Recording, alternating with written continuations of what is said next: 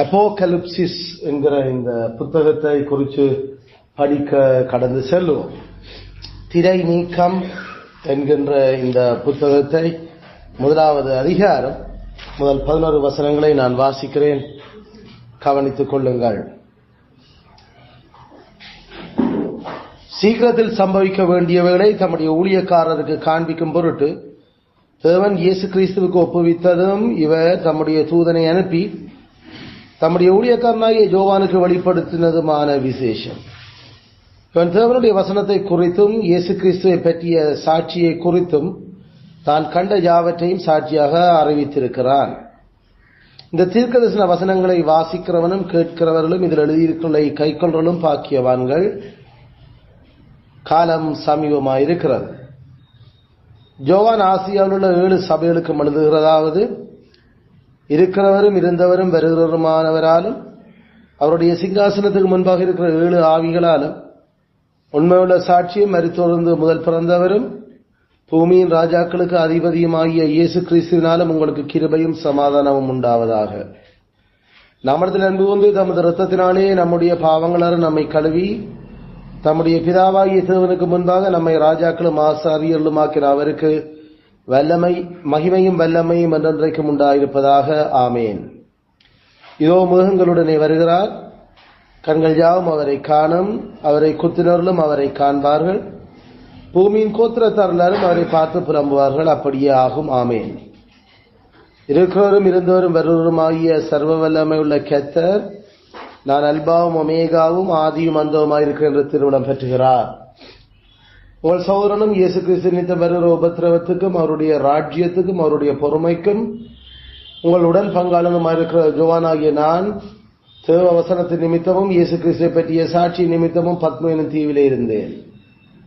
கர்த்தருடைய நாளில் ஆவிக்குள்ளானேன். அப்பொழுது எனக்கு பின்னாலே எக்காள சத்தம் போன்று பெரிதான ஒரு சத்தத்தை கேட்டேன்.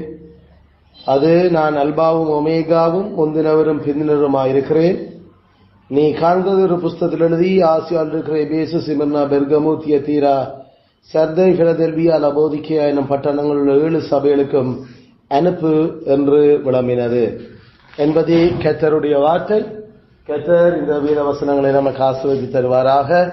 ஆமேன், ஆமேன்.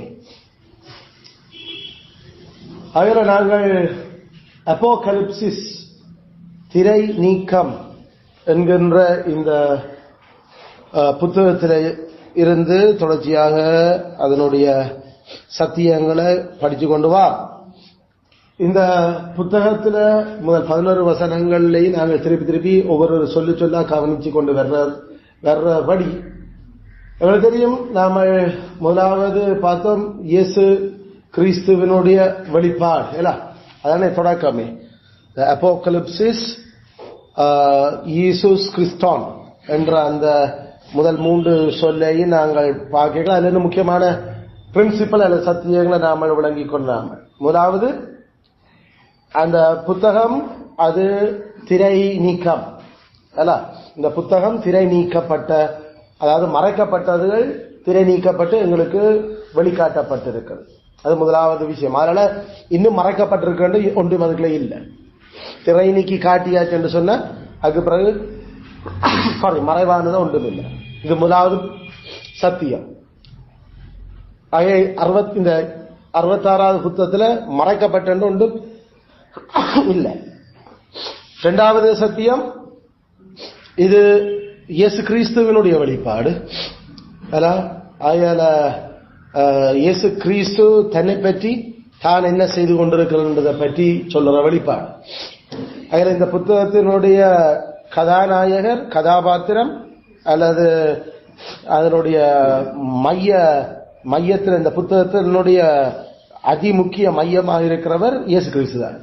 திருச்சபையோ அல்லது உலகமோ சாத்தானோ போலி சமயங்களோ அதுகள் இல்லை. மையம் கதையினுடைய நாயகர் இயேசு கிறிஸ்து. என்னது இயேசு கிறிஸ்துவை பற்றிய வெளிப்பாடு.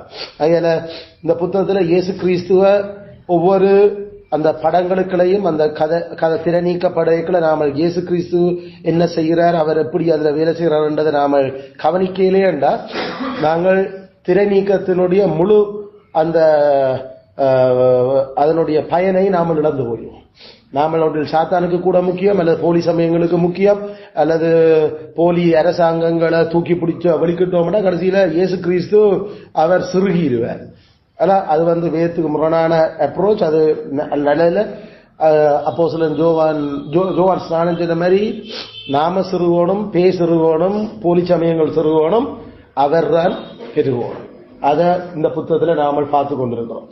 மூன்றாவது சத்திய நாமல படிச்சது அது கடவுள் தேவன் அத இயேசு கிறிஸ்துவுக்கு கொடுத்தாரு. அதுல இருந்தது ஆண்டவர் திரியக கடவுள், வானத்தையும் பூமியையும் சமுத்திரத்தையும் படைச்ச உயிரோடு இருக்கிற உண்மையான கடவுள் தான் இந்த திரை நீக்கத்தை கிறிஸ்துவுக்கு கையளிச்சாருன்னு சொன்னா கடவுள்கிட்ட இருந்து அந்த வெளிப்படுத்தல் வரல. அப்ப அது உண்மையில தேவனுடைய ஆவியால அது கொடுக்கப்பட்டது என்றதை மட்டும்தான் நாம முடிவு பண்ணுறோம். தேவனுடைய ஆவியாலதான் கடவுள் என்னத்தை கொடுக்க விரும்புகிறார் என்றது வெளிப்படுத்தப்பட முடியும். ஏண்டா கடவுளுடைய சகல ஆழங்களையும் அறிஞ்சிருக்கிறது பரிசுத்த ஆவியானவர் மட்டும். அதில் இந்த புத்தகமும் ஏனி 66 புத்தகங்கள் மாதிரி தேவ ஆவியால அருளப்பட்டிருக்கிற புத்தகம். ஏண்டா அது கடவுள் தானே கிறிஸ்துவுக்கு அவரை பற்றி வெளிப்படுத்துறதுக்கு கொடுத்த புத்தகம். அதனால இந்த புத்தகத்தில் இருக்கிற செய்திகள் எல்லாமே, அந்த சொல்லுகள் எல்லாமே பரிசுத்த ஆவியால ஏவப்பட்டு அது எழுதப்பட்டிருக்கிறது. அந்த மூன்றாவது சத்தியத்தை நாம விளங்கும். நாலாவது நாம பார்க்க வலிக்கிறாமல் அந்த அடிமைகளுக்கு காண்பிக்கும் பொருட்டு என்ற அந்த சொல்லுகள்ல இருந்து இந்த புத்தகம் அது அடிமைகளுக்காக அவர் வெளிப்படுத்தி திறநீக்கி இருக்கிறார் என்றா யார் அவற்றை அடிமை என்றத முதலாவது நாமல் தெளிவுபடுத்த வேண்டும். அவற்றை சொல்ல கேட்டு அவருடைய வார்த்தையின்படி நான் உம்முடைய வார்த்தை என்னிலே நிறைவேறது, நான் உம்முடைய அடிமை என்று மரியாள் சொன்ன மாதிரி உங்களோட வார்த்தை தான் நினைச்சு நீ கேட்டும் என்று சொல்லுற ஆட்கள் அவற்றை அடிமை. அதனால அடிமைகளுக்குத்தான் இது வெளிப்படுத்தப்பட்டிருக்க தவிர குறிப்பான ஒரு திறமான ஆட்களுக்கு அல்லது நல்ல மூல கூடுனை ஆட்களுக்கு அல்லது மறைபொருள்கள் எல்லாத்தையும் சூழ்ந்து பிடிச்சு அதுகளை எல்லாத்தையும் கணக்கு போட்டு பார்க்கிற ஆட்களுக்கு இல்ல கடவுள் இதை வெளிப்படுத்தினது. கடவுள் இதை வெளிப்படுத்தினது, கிறிஸ்து இதை வெளிப்படுத்தினது தம்முடைய அடிமைகளுக்கு காண்பிக்கும் பொருட்டு. அதுல அடிமை என்ற கேட்டகரியில படிச்ச ஆட்களும் இருக்கலாம், விளக்கம் குறைஞ்ச ஆட்களும் இருக்கலாம், நல்லா கணக்கு பார்க்கக்கூடிய ஆட்களும் இருக்கலாம், இலகுவாக சொன்ன உடனே புரிஞ்சு கொள்ளக்கூடிய ஆட்கள் இருக்கலாம், அல்லது கொஞ்சம் நாள் எடுத்து தான் புரிகிற ஆட்களும் இருக்கலாம். ஆனா எல்லா அடிமைகளுக்கும் அவற்றை அடிமைகளுக்கு இதை காட்டத்தான் அவர் அதை எழுதியிருக்கிறார். ஆகையால நாங்கள் அதுல இருந்து மறந்தாங்கள் இதை குறிப்பிட்ட ஒரு குரூப்புக்கு அல்லது ஒரு திறமான விஷயங்களை விளங்கி படிச்சு கொண்டிருக்கிற ஆட்களுக்கு கடவுள் இதை எழுத இல்லை. என்ன நாங்கள் அதை சொல்றதுக்கு சில பேர் அதை கோரினம் நாஸ்டிஸ் என்று சொல்லப்படுகிற ஒரு 1ஆம் நூற்றாண்டுல இருந்த ஆட்கள் அது கடவுளுடைய மறைபொருள்களை நாங்கள் விளங்கப்படுத்துறது அது குறிப்பிட்ட ஒரு குரூப்புக்கு தான் அது கடவுள் கொடுக்கிறார், அது எல்லா சபையிலும் எல்லாருக்கும் கொடுக்கலையே என்ற ஒரு மனுஷ யோசனைகளால் எழுப்பி தங்களை புழுகி கொண்டு திரிஞ்சார்கள். அதுல இப்பயும் அப்படிக்கான புழுகர்கள் இருக்கிறீர்கள். கடவுள் நமக்கு என்ன சொல்றாரோ பாபம் அதுதான் நான் சபைக்கு சொல்ல வாரன் என்று கடவுள் அவரோட நேரடியாக கதைச்சு கொண்டு சபைக்கு அவர் கதைக்காம இருக்கிறார் என்ற மாதிரி புழுகு பொன்னேர்கள் கடவுள் வெளிப்படுத்துறாரு தங்களுக்குன்னு சொல்ற பைபிள் சொல்லுது. கடவுள் வார்த்தைக்கு அடிபணிஞ்சு வாழற எல்லாருக்கும் காட்டுறதுதான் அவர் இதை எழுதியிருக்கிறார்கள். அதனால அது விளங்கி கொள்ளணுமோ அதுக்கு எங்களுக்கு அவர் வச்சிருக்கிற சாதாரண ஏதுக்களை கவனமா பயன்படுத்தினா சரி. அவர் வச்சிருக்கிற ஏதுக்களை சாதாரண ஏதுக்களை சாதாரணமா கவனமா பயன்படுத்தினது ஏதுக்களை பயன்படுத்தாட்டிதான் பிரச்சனை. அது அவர் வச்ச கருவிகள், அந்த கருவிகளை பயன்படுத்தாட்டி கடவுளுக்கே கோபம் வந்து நான் கருவி எல்லாம் இவ்வளவு தந்தும் அப்ப அந்த கருவிகளை அவர் திருச்சபையில மூப்பர்கள் போதர்களை இந்த திருச்சபையில வச்சுக்கிறார். நம்மள இந்த சத்தியங்களூடாக அவர் கட்டி எழுப்புறது. அதில சபை முக்கியம், சபையில போதகர் முக்கியம், போதகர்கள் பரிசுத்த ஆவியால் நிரப்பப்பட்டு கிறிஸ்துவால தகுதிப்படுத்தப்பட்டு அவருடைய வார்த்தைக்கு நடுங்குகிற போதகர் மேலால சபை ஆளப்படணும். அப்படிப்பட்ட அந்த மக்கள் அந்த சபையில தான் அந்த அடிமைகளுக்கு தான் இந்த காரியங்கள் தெளிவாக காட்டப்படும். இல்லாட்டி எல்லாரும் ஏதோ டக்டிக் டோஸ் விளையாடுற மாதிரி பைபிள் இந்த புத்தகத்தையும் அவர்கள் போதருக்கு வெளிப்படுத்தல, இன்னும் அவருக்கு சொல்லல, சீக்கரிசிக்கு சொல்லி கொடுக்கல கடவுள் என்று விசர்க்கரை கழிச்சு கொண்டு அந்த பைபிள் சொல்லுது ஏற்கனவே திரை நீக்கியாச்சு. திரை நீக்கப்பட்டது யாருக்கு என்று சொன்னா அவற்ற அடிமைகளுக்கு. அவற்ற அடிமையாக இருக்கிறார்கள் சாதாரண இதுக்களை பயன்படுத்தினா அவர்களுக்கு தெளிவாக இது விளக்கு. அதுல இருந்து நாம இப்ப எடுக்கிற முக்கியமான இன்னும் ஒரு சத்தியம் அல்லது நாம புறமுறை கதைச்சினாங்க. அதாவது அந்த அடிமைகள் இதுல இருக்கிற சத்தியங்களை அப்ப கை கொள்ள வேண்டி இருக்கு. ஏன்னா அடிமைகளுக்கு வெளிப்படுத்துறேன்னா அடிமைகளுக்கு இதால என்ன சொல்லப்பட்டு கொண்டிருக்குது, கைடன்ஸ், அறிவுறுத்தல்கள், மேனுவல். இது கடைசி கிறிஸ்துவனுடைய கடைசி வெளிப்பாடு. இதுக்கு பிறகு ஒரு வெளிப்படுத்தலும் இல்லை. இந்த வெளிப்படுத்தல் எந்த சூழல்ல நடந்தது? ரோமும் மற்றது ஜூதாயிசமும் கள்ள எருசலேமும் கள்ள அரசாங்கங்களும் கிறிஸ்துவையும் அவற்ற சபையையும் சின்னாபின்னப்படுத்தி கொண்டிருந்த சூழல்ல இப்ப என்ன ஆண்டவரை நாங்கள் செய்கிறது, எப்படி இதுக்குள்ள நாங்கள் முகம் கொடுத்து அதுக்கு என்ன எப்படி பதிலளிக்கிறது, அது எப்படி நாங்கள் ரியாக்ட் பண்றது என்று தங்களோட ஆண்டவர்கிட்ட அவங்க கேட்டுக்கொண்டிருக்கிறத ஆண்டவர் அதை கிறிஸ்துவுக்கு கொடுத்து கிறிஸ்து தன்னை அதுல வெளிப்படுத்தி அதை தன் அடிமைகள் கை கொண்டு அதன்படி நடக்கிறதுக்கு அவர் சொல்லி இருக்கிறார். அதனால காதுள்ளவன் கேட்க கடவன், காதுள்ளவன் கேட்க கடவன், காதுள்ளவன் கேட்க கடவன் என்று ஆண்டவர் திருப்பி திருப்பி சொல்றதனூடாக இதை கை கொள்றவன் பாக்கியவான், இதை வாசிக்கிறவன் பாக்கியவான், இதை கேட்கிறவன் பாக்கியவன். இது ஃபுல் அண்ட் ஃபுல் எப்படி இந்த சூழல்ல நடக்க வேணும் என்றதுக்கான வழிகாட்டி. அப்ப வழிகாட்டியை விட்டுட்டோம்னா அதுக்கு பிறகு நாமல் இருட்டுல தடவி திரிய வேண்டி இருக்கும். அதனால அதுல இருந்து அப்ப நாம எடுக்கிறோம் அவர் தம்முடைய அடிமைகளுக்கு வழி காண்பிக்கிறார் என்று சொன்னா காண்பிக்கிறதுனால அதை எங்களை கை கொள்றதுக்கு தான் அவர் அதை காட்டி இருக்கிறார். அந்த அஞ்சாவது பிரின்சிபல் அவருடைய கிறிஸ்துவனுடைய இந்த அறிவுறுத்தல்கள் நன்றாக விளங்கப்பட முடியும், அது கை கொள்ளப்பட முடியும் என்றதை நாம அதுல இருந்து பார்த்தோம். இன்றைக்கு நாங்கள் அடுத்த சத்தியங்களை குறிப்பாக பார்க்க போறோம். இதுல கிரீக்ல அடுத்தது இப்படித்தான் அந்த சொல்லுகள் விழுந்திருக்கு. அதாவது அடுத்த சொல்லு சீக்கிரத்தில் சம்பவிக்க வேண்டியவைகளை. அதுக்கப்புறம் அந்த சொல்லு அதுல வருது. அது இந்த ஓர்டர், சீக்கிரத்தில் சம்பவிக்க வேண்டியவைகளை, சீக்கிரத்தில் சம்பவிக்க வேண்டியவைகளை.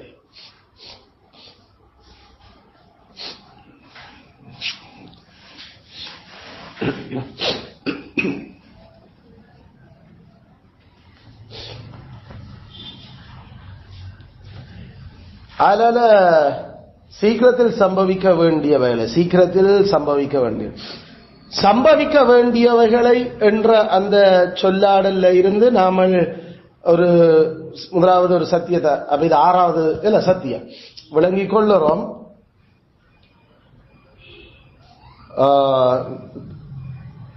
இந்த புத்தகம் வரலாற்றோட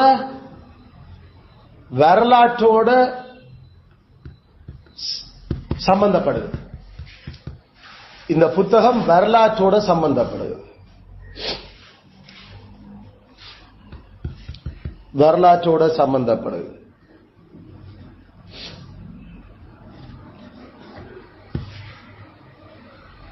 வரலாறு என்று நாங்கள் கதைக்கிற அந்த சொல்லு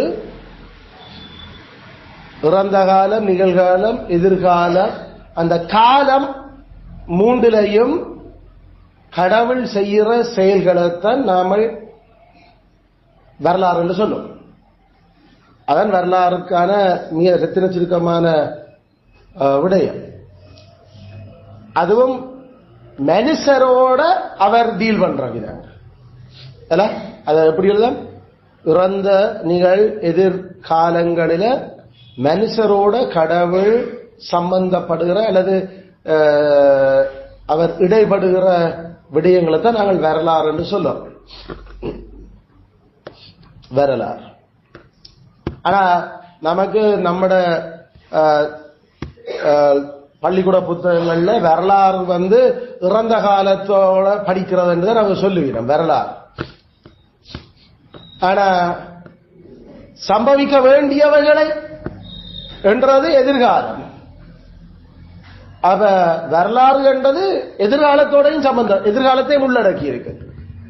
அப்ப நம்மளுடைய பள்ளிக்கூட படிப்புல நாம விளங்கிக் கொள்ளுற அந்த இது ஒரு பகுதி மட்டும்தான். அதாவது இறந்த காலத்தில் நடந்தவற்றை நாங்கள் விளங்கிக் கொள்றதான் வரலாறு. ஆகிய வரலாறு எந்த காலத்தோடு தொடர்புடையது என்ற ஒரு கேள்வி கேட்டா ஆண்டாறு வரலாற்று கேள்வி வேறைகளை நீங்கள் அதுக்கு எழுத வேண்டியது அவங்களுக்கு தெரிஞ்சது இறந்த காலத்தில் நடக்கிறது மட்டும்தான். ஏன்னா அவனுக்கு பைபிள் தெரியாது இல்ல. அதனால இல்ல பாஸ்டர் படிப்பிச்சவர் அது இறந்த காலம் நிகழ்காலம் எதிர்காலம் உண்டு. அதனால இது இறந்த காலம் பிறகு எதிர்காலம் இப்படி விட கூட நான் ஏதோ ஒன்றுக்கு கீற போறேன்னு கீறேன். அவங்க என்னத்தை எதிர்பார்க்கிறாங்க? இறந்த காலத்தை மட்டும்தான் எதிர்பார்க்கிறேன். அதனால இறந்த காலம் உண்டு அங்க கீறிடும். அதான் செஸ்ட்ல நீங்கள் கீற வேண்டிய வரலாறு. வரலாறு 3 காலங்களோடையும் சம்பந்தப்படும். ஆனா அவங்க படிப்பிக்கிறது இறந்த காலத்து தான் வரலாறுன்னு நினைச்சு கொண்டிருக்கிறோம். ஆனா இயேசு கிறிஸ்துவுக்கு வரலாறு என்பது எப்பவுமே நிகழ்காலம் தான். சரியா? ஆண்டவர் வரலாறு என்பது கடவுளுடைய கதை. இங்கிலீஷ்ல ஹிஸ்டரி, ஹிஸ்டோரி, அவற்ற கதை, அதான் வரலாறு. அதான் தமிழ்ல வரலாறு. அதாவது ஆறு அந்த ஆறு என்றது ஓடிக்கொண்டிருக்கிற ஒரு நம்ம ரிவரத்தை கழிச்சு கொண்டிருக்கிறோம். அது ஆறு, அது ஓடிக்கொண்டிருக்குது. அப்ப அது முந்தி ஓடிக்கொண்டிருந்தது, இப்போ ஓடாதது நாம பார்த்து ஆறுன்னு இப்ப சொல்றேன். ஆறுன்னா அது தண்ணி அங்க ஓடிக்கொண்டிருக்கிறோம் ஆறு. அப்ப சரியான தமிழ் அர்த்தம் அது காலங்களுக்குள்ள காலத்தோட ஓடிக்கொண்டிருக்கிற கதை. அதுதான் சரியான அந்த சொல் எட்டிமாலஜி, அதனுடைய சொல்லியல் விளக்கம். ஆனா நம்மட வரலாற்று புத்தகங்கள்ல பள்ளிக்கூடத்தில் படிக்கிறதெல்லாம் இறந்த காலத்துல என்ன நடந்ததுன்றது படிப்பதே வரலாறு. இதுதான் அவரோட விளக்கம். இதுதான் அந்த பைபிள் சரியா அறியாட்டி எல்லா அழிவும் பிடித்தார். எப்படி வாரத்தின் முதல் நாள் திங்கட்கிழமை என்று படிப்பிக்கிறாங்களோ அதே மாதிரி இதுவும், அல்லது இலைகளும் மரங்களும் சாகும் என்று படிப்பிக்கிறாங்களோ அதே மாதிரி தான் இதுவும். எங்களுக்கு தெரியும் வாரத்தின் முதல் நாள் ஞாயிற்றுக்கிழமை மரங்கள் ஒரு நாளும் சாகுறையில அது உதிர்ந்து போகும் அல்லது காஞ்சி போகுமே தவிர அது சாகணும் என்ற நெபேஷாயா இருக்கிறது மட்டும்தான் சாகலாம். நெபேஷாயா தெத்தம் இருக்கிறது, அது மட்டும்தான் சாகும். ஏண்டா உயிரென்றது தெத்தம். அப்ப நம்ம அவரால் இந்த ஞானங்கள் தெரியாதால சங்காரமாறினார். அதனால எங்களுக்கு தெரியும் அதை விட கூட ஞானம் நமக்கு வேதபூர்வமா கடவுள ஞானம் இருக்குது. அதனால வடியாவளங்களும். ஆனா ஒரு விதத்தில் நமக்கு தெரியும், நாம முதலாம் நாள் ஞாயிற்றுக்கிழமை ஒரு நாளும் டெஸ்ட்ல சரி எழுதுகிறாது, பிள்ளையன்று எழுதுகிறாது. அது கணக்கில் கேட்டா என்ன, மற்ற நாள்ல கேட்டா என்ன, எல்லாம் write the days of the week என்று எழுதுனா நாம ஆர்டர் படி எழுதுனா சண்டே மண்டே டியூஸ்டே தான் எழுதுவோம். எல்லாம் what is the first day of the week கேட்டா சண்டே தான் எழுதுவோம். அது இங்கிலீஷ்ல கேட்டானே, தமிழ்ல கேட்டானே, கணக்கில் கேட்டானே அப்படித்தான் எழுதுவோம். ஏன்னா அதை நாம மாறி எழுதினோம்னா 4ஆம் கட்டளைக்கு எதிராக நாம மாறுறோம். அடுத்தது கிறிஸ்துவ உயிர்த்தெழுதலை அந்த நாளை நாமல் மறுதளிக்கிறோம். அதனால பெரும் சத்தியங்கள் இதோட, பெரும் கட்டளைகள், பெரும் சத்தியம் இதோட பின்னி பிணைஞ்சிருக்குது. அதை மாத்திரோம்னா கடைசியில கிறிஸ்துவ உயிர்த்தெழுதலே பொய்யாகும். அடுத்தது ஓய்வு நாள் என்றது பொய்யாகும். அதனால இதுகளெல்லாம் பெரும் சத்தியங்கள் இதோட சம்பந்தப்படுறபடியே நாமல் அதுல ஒரு நாளும் அதுக்கு சமரசம் செய்யலாது. ஆனா இலை சாகுறது, இலை சாகு என்று கேட்கல, நமக்கு பெரும் சத்தியங்கள் அதோட சம்பந்தப்பட இல்லை. ஆனா சத்தியம் உண்டு, அதுக்கு சத்தம் இல்லை. ஆனா இல்ல அது செத்தம் இல்லாட்டியும் அது உதிர்றத நான் சாகிறத என்று எடுக்கிறேன், காயுறத அது செத்து போயிட்டு எடுக்கிறேன் என்று யாராவது யோசிக்கணும் என்றா சரியையா நீ அப்படி ஒரு விளக்கத்தில் எடுத்துக்கொள்ளணும் நாங்கள் விட்டுடலாம் என்று. அதால எங்களுக்கு பரலோகம் இல்லாம போகா விளங்குதோ. இல செத்தது என்று நாம மரம் செத்து போச்சு என்று கதைக்கால பரலோகம் இல்லாம போகா. ஆனா முதலாம் நாள் மாறி போச்சுன்னா பரலோகம் இல்லை. ஏன்னா அது 10 கட்டளையோட நேரடியாயும் ஏனிய கிறிஸ்தவத்தினுடைய ஆணி வேறையே புடுங்க. ஏன்னா கிறிஸ்து உயிர்த்தளவில்லை என்றால் உங்களுடைய விசுவாசம் விருதான், எங்களோட பிரசங்கம் விரு. அப்ப இப்படி எல்லாம் போற முடியல. அப்ப கிறிஸ்து எந்த நாள்ல உயிர்த்தெழுந்தார்? வாரத்தின் முதல் நாள். வாரத்தின் முதல் நாள் அதிகாலை. அப்ப வாரத்தின் முதல் அதிகாலையில் என்றது வாரத்தின் முதல் நாள் என்றது ஞாயிற்றுக்கிழமை. அதை யாராவது அப்ப வாரத்தின் முதல் நாள் என்ன திங்கட்கிழமை என்று யாராவது மாத்திட்டா அந்த ஆத்மா செத்திட்டு. ஏன்னா அவருக்கு சத்தியம் தெரியாது. சத்தியம் இல்லாம ஒரு வெறும் பரலோகம். அதுவும் இது 10 கட்டளைகள். இது ஆனா 10 கட்டளையோட தொடர்பட்டு, ஆனா அது அது பெரிய அளவில் எங்களோட விசுவாசத்தை ஆட்டங்கான செய்யாத, சரி அதை விட்டு அது அது நாம் அதிக முக்கியத்துவம் இல்லாத விடயங்கள். இலை சாகுமா, ஓம் சாகும் போ எழுதிடுவார். ஆனா இப்படி அதை யோசிச்சு ஆராய்ச்சிகள் செய்யல, அதால அவங்க நல்ல கண்டுபிடிக்கலுமா, கடைசி வரையும் கண்டுபிடிக்க மாட்டேங்க. இல ஒரு நாளும் சாகுறதுண்ட தெத்தம் இருக்கணும். தெத்தம் இருந்தா தான் அது சாகலாம் என்ற சத்தியம் தெரிஞ்சவனுக்கு தான் கண்டுபிடிப்புகளை கடவுள் கொடுப்பேன். தன்னை கனப்படுத்துறது அவர் கனப்படுத்துவார். அதனால கண்டுபிடிப்புகள் எல்லாம் அதிக அளவாக வேதத்தை கனப்படுத்தின மனுஷர்களால நான் கிறிஸ்து தன்னை கனப்படுத்துறது அவர் கனப்படுத்துறார். அதனால father of botany Louis Carolus அல்ல, Carolus Linnaeus. I am sorry, Carolus Linnaeus, father of botany, தாவரவியலின் தந்தை. அந்த மனுஷன் ஒரு லூத்தரன் சபை போதருடைய மகன். அவங்க பைபிளுக்குள்ள இருந்து பைபிள்ல கடவுள் பகப்படுத்துறார் இப்படி என்று சொல்லி அவங்கள இதுகளெல்லாம் அவ்வளவு ஞானமும் கடவுளுக்கு பயப்படுறாங்களுக்கு அவர் அதை கொடுத்து அதை செய்கிறார். அல்ல இதை இப்படி யாராவது நினைச்சு கொண்டிருந்தா சரி போ முடிச்சு. ஆனா சாகம் சோ சில விடயங்கள் அதிக முக்கியத்துவம் இல்லாம நம்மளோட விசுவாசத்தை ஆட்டங்கான செய்யாத, ஆனா படிப்புகள் இருக்குல்ல, சரி படிக்க அது போறா பரவாயில்ல என்ன அதை எழுதிட்டு போக. சில சந்தர்ப்பத்தில் எங்களுக்கு 2 தரம் செத்து என்று அது சொல்லாடல், சில நாம சொல்ற மாதிரி வேர் 2 தரம் சாகுது என்ற மாதிரி எல்லாம் சில சொல்லாடல்கள் எங்களுக்கு அப்போஸ்தலர்கள் ஒரு சில இடங்கள்ல பயன்படுத்தி இருக்கிறோம். எங்களுக்கு சில விடயங்கள் இருக்கு. அல்ல கனி கொடுக்காம 2 தரம் செத்து ஜூதா அதை எழுதுற. அப்ப அதுல அந்த செத்தாது என்ன மீனிங் நாம ஆராய்ச்சி போய்க்கலாம் தெரியும். அப்ப அது அந்த அதை விட சரியாக நாம டிரான்ஸ்லேட் பண்ணலாம். அதே எடுத்து ஏன்னா சத்தியம் சரியா விடாங்களா. அப்ப சரி சில சந்தர்ப்பத்தில் அத நம்ம டிரான்ஸ்லேஷன்ஸ்ல அப்படி வரலாம். அதுக்காக சத்தியம் கிரீக் ஹீப்ரூல மாற இல்லையே. அதே போல வரலாறு எந்த காலத்தை படிக்கும் ஒரு படிப்பு என்று பள்ளிக்கூடத்தில் கேட்டா வாத்திக்கு நாம இறந்த காலத்தை படிக்கிற படிப்பு எழுதிட்டு வர்றது பிழை இல்லை. ஏனென்றா வரலாறுல இறந்த காலத்தை நாம படிக்கிறோம். ஆனா நமக்கு கிறிஸ்துவ ஞானம் அவர் சொல்லுற சம்பவிக்க வேண்டியவைகளையும் நான் காண்பிக்கிறேன் என்று. அப்படி என்றா வரலாறு சம்பவிக்க வேண்டியவளை உள்ளடக்கி இருக்கிறது. அதான் எதிர்காலத்தில் நிகழ போற விஷயங்களை. அப்ப வரலாறுண்டா கட்டாயம் எதிர்காலம், இறந்த காலம், நிகழ்காலம் என்ற கடவுள் முக்காலத்திலையும் அவர் தந்த கதையை மனுஷரோட டீல் பண்ணி கொண்டிருக்கிறார். உலகம் தொடங்குறதுல இருந்து 6000 வருஷமா அவற்ற கதையை ஓடிக்கொண்டிருக்குது.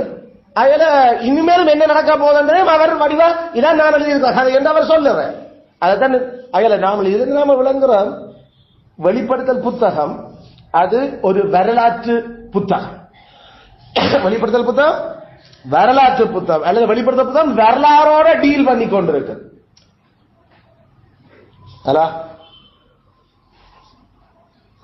Apocalypse deals with history. திரை நீக்கம் வரலாற்றோடு சம்பந்தப்பட்டிருக்கு. வரலாற்றோடு சம்பந்தப்பட்டிருக்கு. அப்ப இந்த புத்தகத்தில் இருக்கிற வரலாற்றை மறுதளிக்க வலிக்கிறது பிழை. இந்த புத்தகம் வரலாற்றோட சம்பந்தப்படையில் என்று யாராவது சொல்ல வலிக்கிறது பிழை. இந்த நமக்கு வடிவா தெரியும். பத்மூல தீவுல ஏன் இருந்தது? கிறிஸ்துவ நிமித்தம் வருகிற உபத்திரவத்துக்கு மேலான உபத்திரவம் வந்தது. ரோம அரசாங்கத்தாலையும் யூத பொய் சமயத்தாலையும் யூத சமயத்தாலையும். இந்த 2 சமயத்தாலையும் அந்த 2 கருவிகளாலே எங்களுக்கு 2 தான் பெரிய அமைப்பு. ஒன்று சமயம், அடுத்தது அரசு. அது 2மே கிறிஸ்துவனுடைய மக்களுக்கு எதிராக இருந்த காலம். அதால பெரும் உபத்திரவத்துக்குள்ள போய்கொண்டதும். ஆனா அதே நேரம் கிறிஸ்துவனுடைய அரசுக்கு சொந்தமானான் இருந்தான். அவர் இந்த 2 பொய் அரசாங்கமும் பொய் சமயமும் இவ்வளத்தையும் செய்கிற காலத்திலையும் அவர் பொறுமையா இருந்து கொண்டிருக்கிறார். அவருக்கு அந்த பொறுமைக்குள்ள நாங்கள் இப்ப இருந்து கொண்டிருக்கிறோம். அதனால இந்த 2 அமைப்புகளும் செய்கிற கைங்கரியங்கள் எல்லாத்துக்கும் நாங்களும் பங்காளர், நீங்களும் பங்காளர். தேச அடிப்படையில வரலாற்றுல நாங்கள் இடப்பட்டு அதனுடைய தாக்கங்களுக்குள்ள போய்கொண்டிருக்கல கர்த்தருடைய நாள்ல எனக்கு இத கிறிஸ்து தன் தூதரை அனுப்பி நான் தான் எல்லாத்தையும் செய்து கொண்டிருக்கேன், ஆண்டு கொண்டிருக்கேன், எந்த கதை தான் ஓடிக்கொண்டிருக்க, பயப்படாத என்றவர் கதைக்கிறார் என்றதை தன் அடிமைகளுக்கு சொல்லி பலப்படுத்துறதுக்கு என்ன எழுத சொன்னார் என்றதுதான் பேசிக்கா ரெவலேஷன் டீல்ஸ் வித் ஹிஸ்டரி. இது ஒரு முக்கியமான சத்தியம். சம்பவிக்க வேண்டிய வேலை, அது எல்லாம் எடுக்கிறோம். சம்பவிக்க வேண்டிய வேலை, சம்பவிக்க சம்பவிக்க என்றதுல இருந்து நாம அதை எழுதலாம். சம்பவிக்க அதுல வேண்டியவைகளை, வேண்டிய அந்த சொல்லு மஸ்ட், மஸ்ட் என்ற அந்த வேர்ட் அது கிரீக்லயே பயன்படுத்தப்பட்டிருக்கு. சம்பவிக்க வேண்டியவைகளை அல்ல. நமக்கு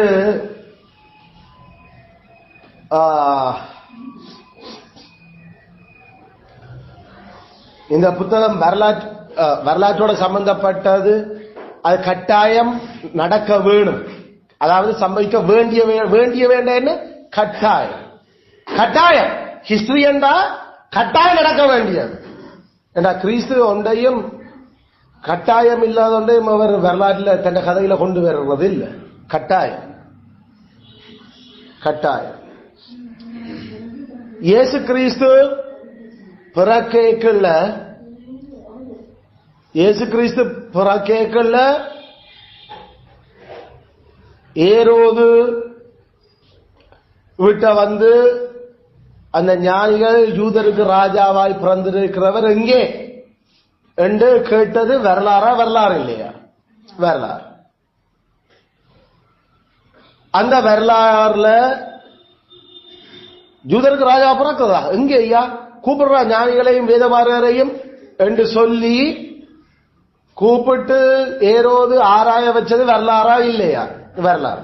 அதாவது டீலிங், கடவுளுடைய செயல்களை மனுஷர்களுக்குள்ள ஆண்டவர் அதை காட்டுற இப்படித்தான் நம்ம செய்து கொண்டிருந்தாங்க. அவங்க வந்து எனக்கும் சொல்லிட்டு போங்க ஐயாண்டு இவன் சதி திட்டத்துல அதை பிளான் பண்ணி கேட்டது வரலாறா இல்லையா? வரலாறு. ஆனா அவன் வழியா திரும்பி போக வேண்டாம் என்று எச்சரிச்சு தூதன் கதைச்சு அனுப்பினது வரலாறா இல்லையா? வரலாறு. ஏன் அவங்க திருப்பி இவன்கிட்ட வரவே இல்லை. அந்த ஞானிகள் இவன்கிட்ட வர வேண்டாம், வராம வேற வழியால போயிட்டாங்க.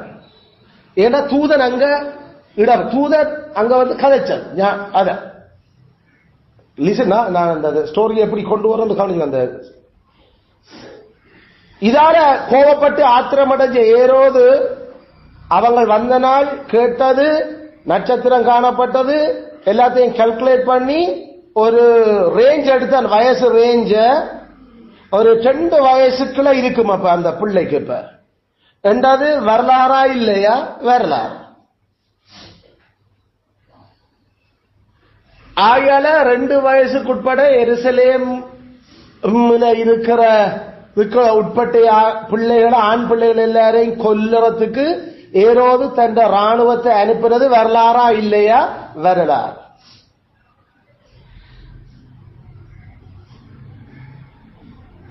அந்த பிள்ளை கொல்லப்பட்டாலும் கிறிஸ்து அந்த கொலை செய்யப்படையல என்றது எங்களுக்கு தெளிவா தெரியும். ஏண்டா யோசேப்புக்கு சொல்லி அவரை எய்த்து கொண்டு போக சொல்லியாச்சு, இவன் கொல்ல தேர்றான். அதனால இயேசு கிறிஸ்து எகிப்துக்கு போனது வரலாறா இல்லையா? வரலாறு.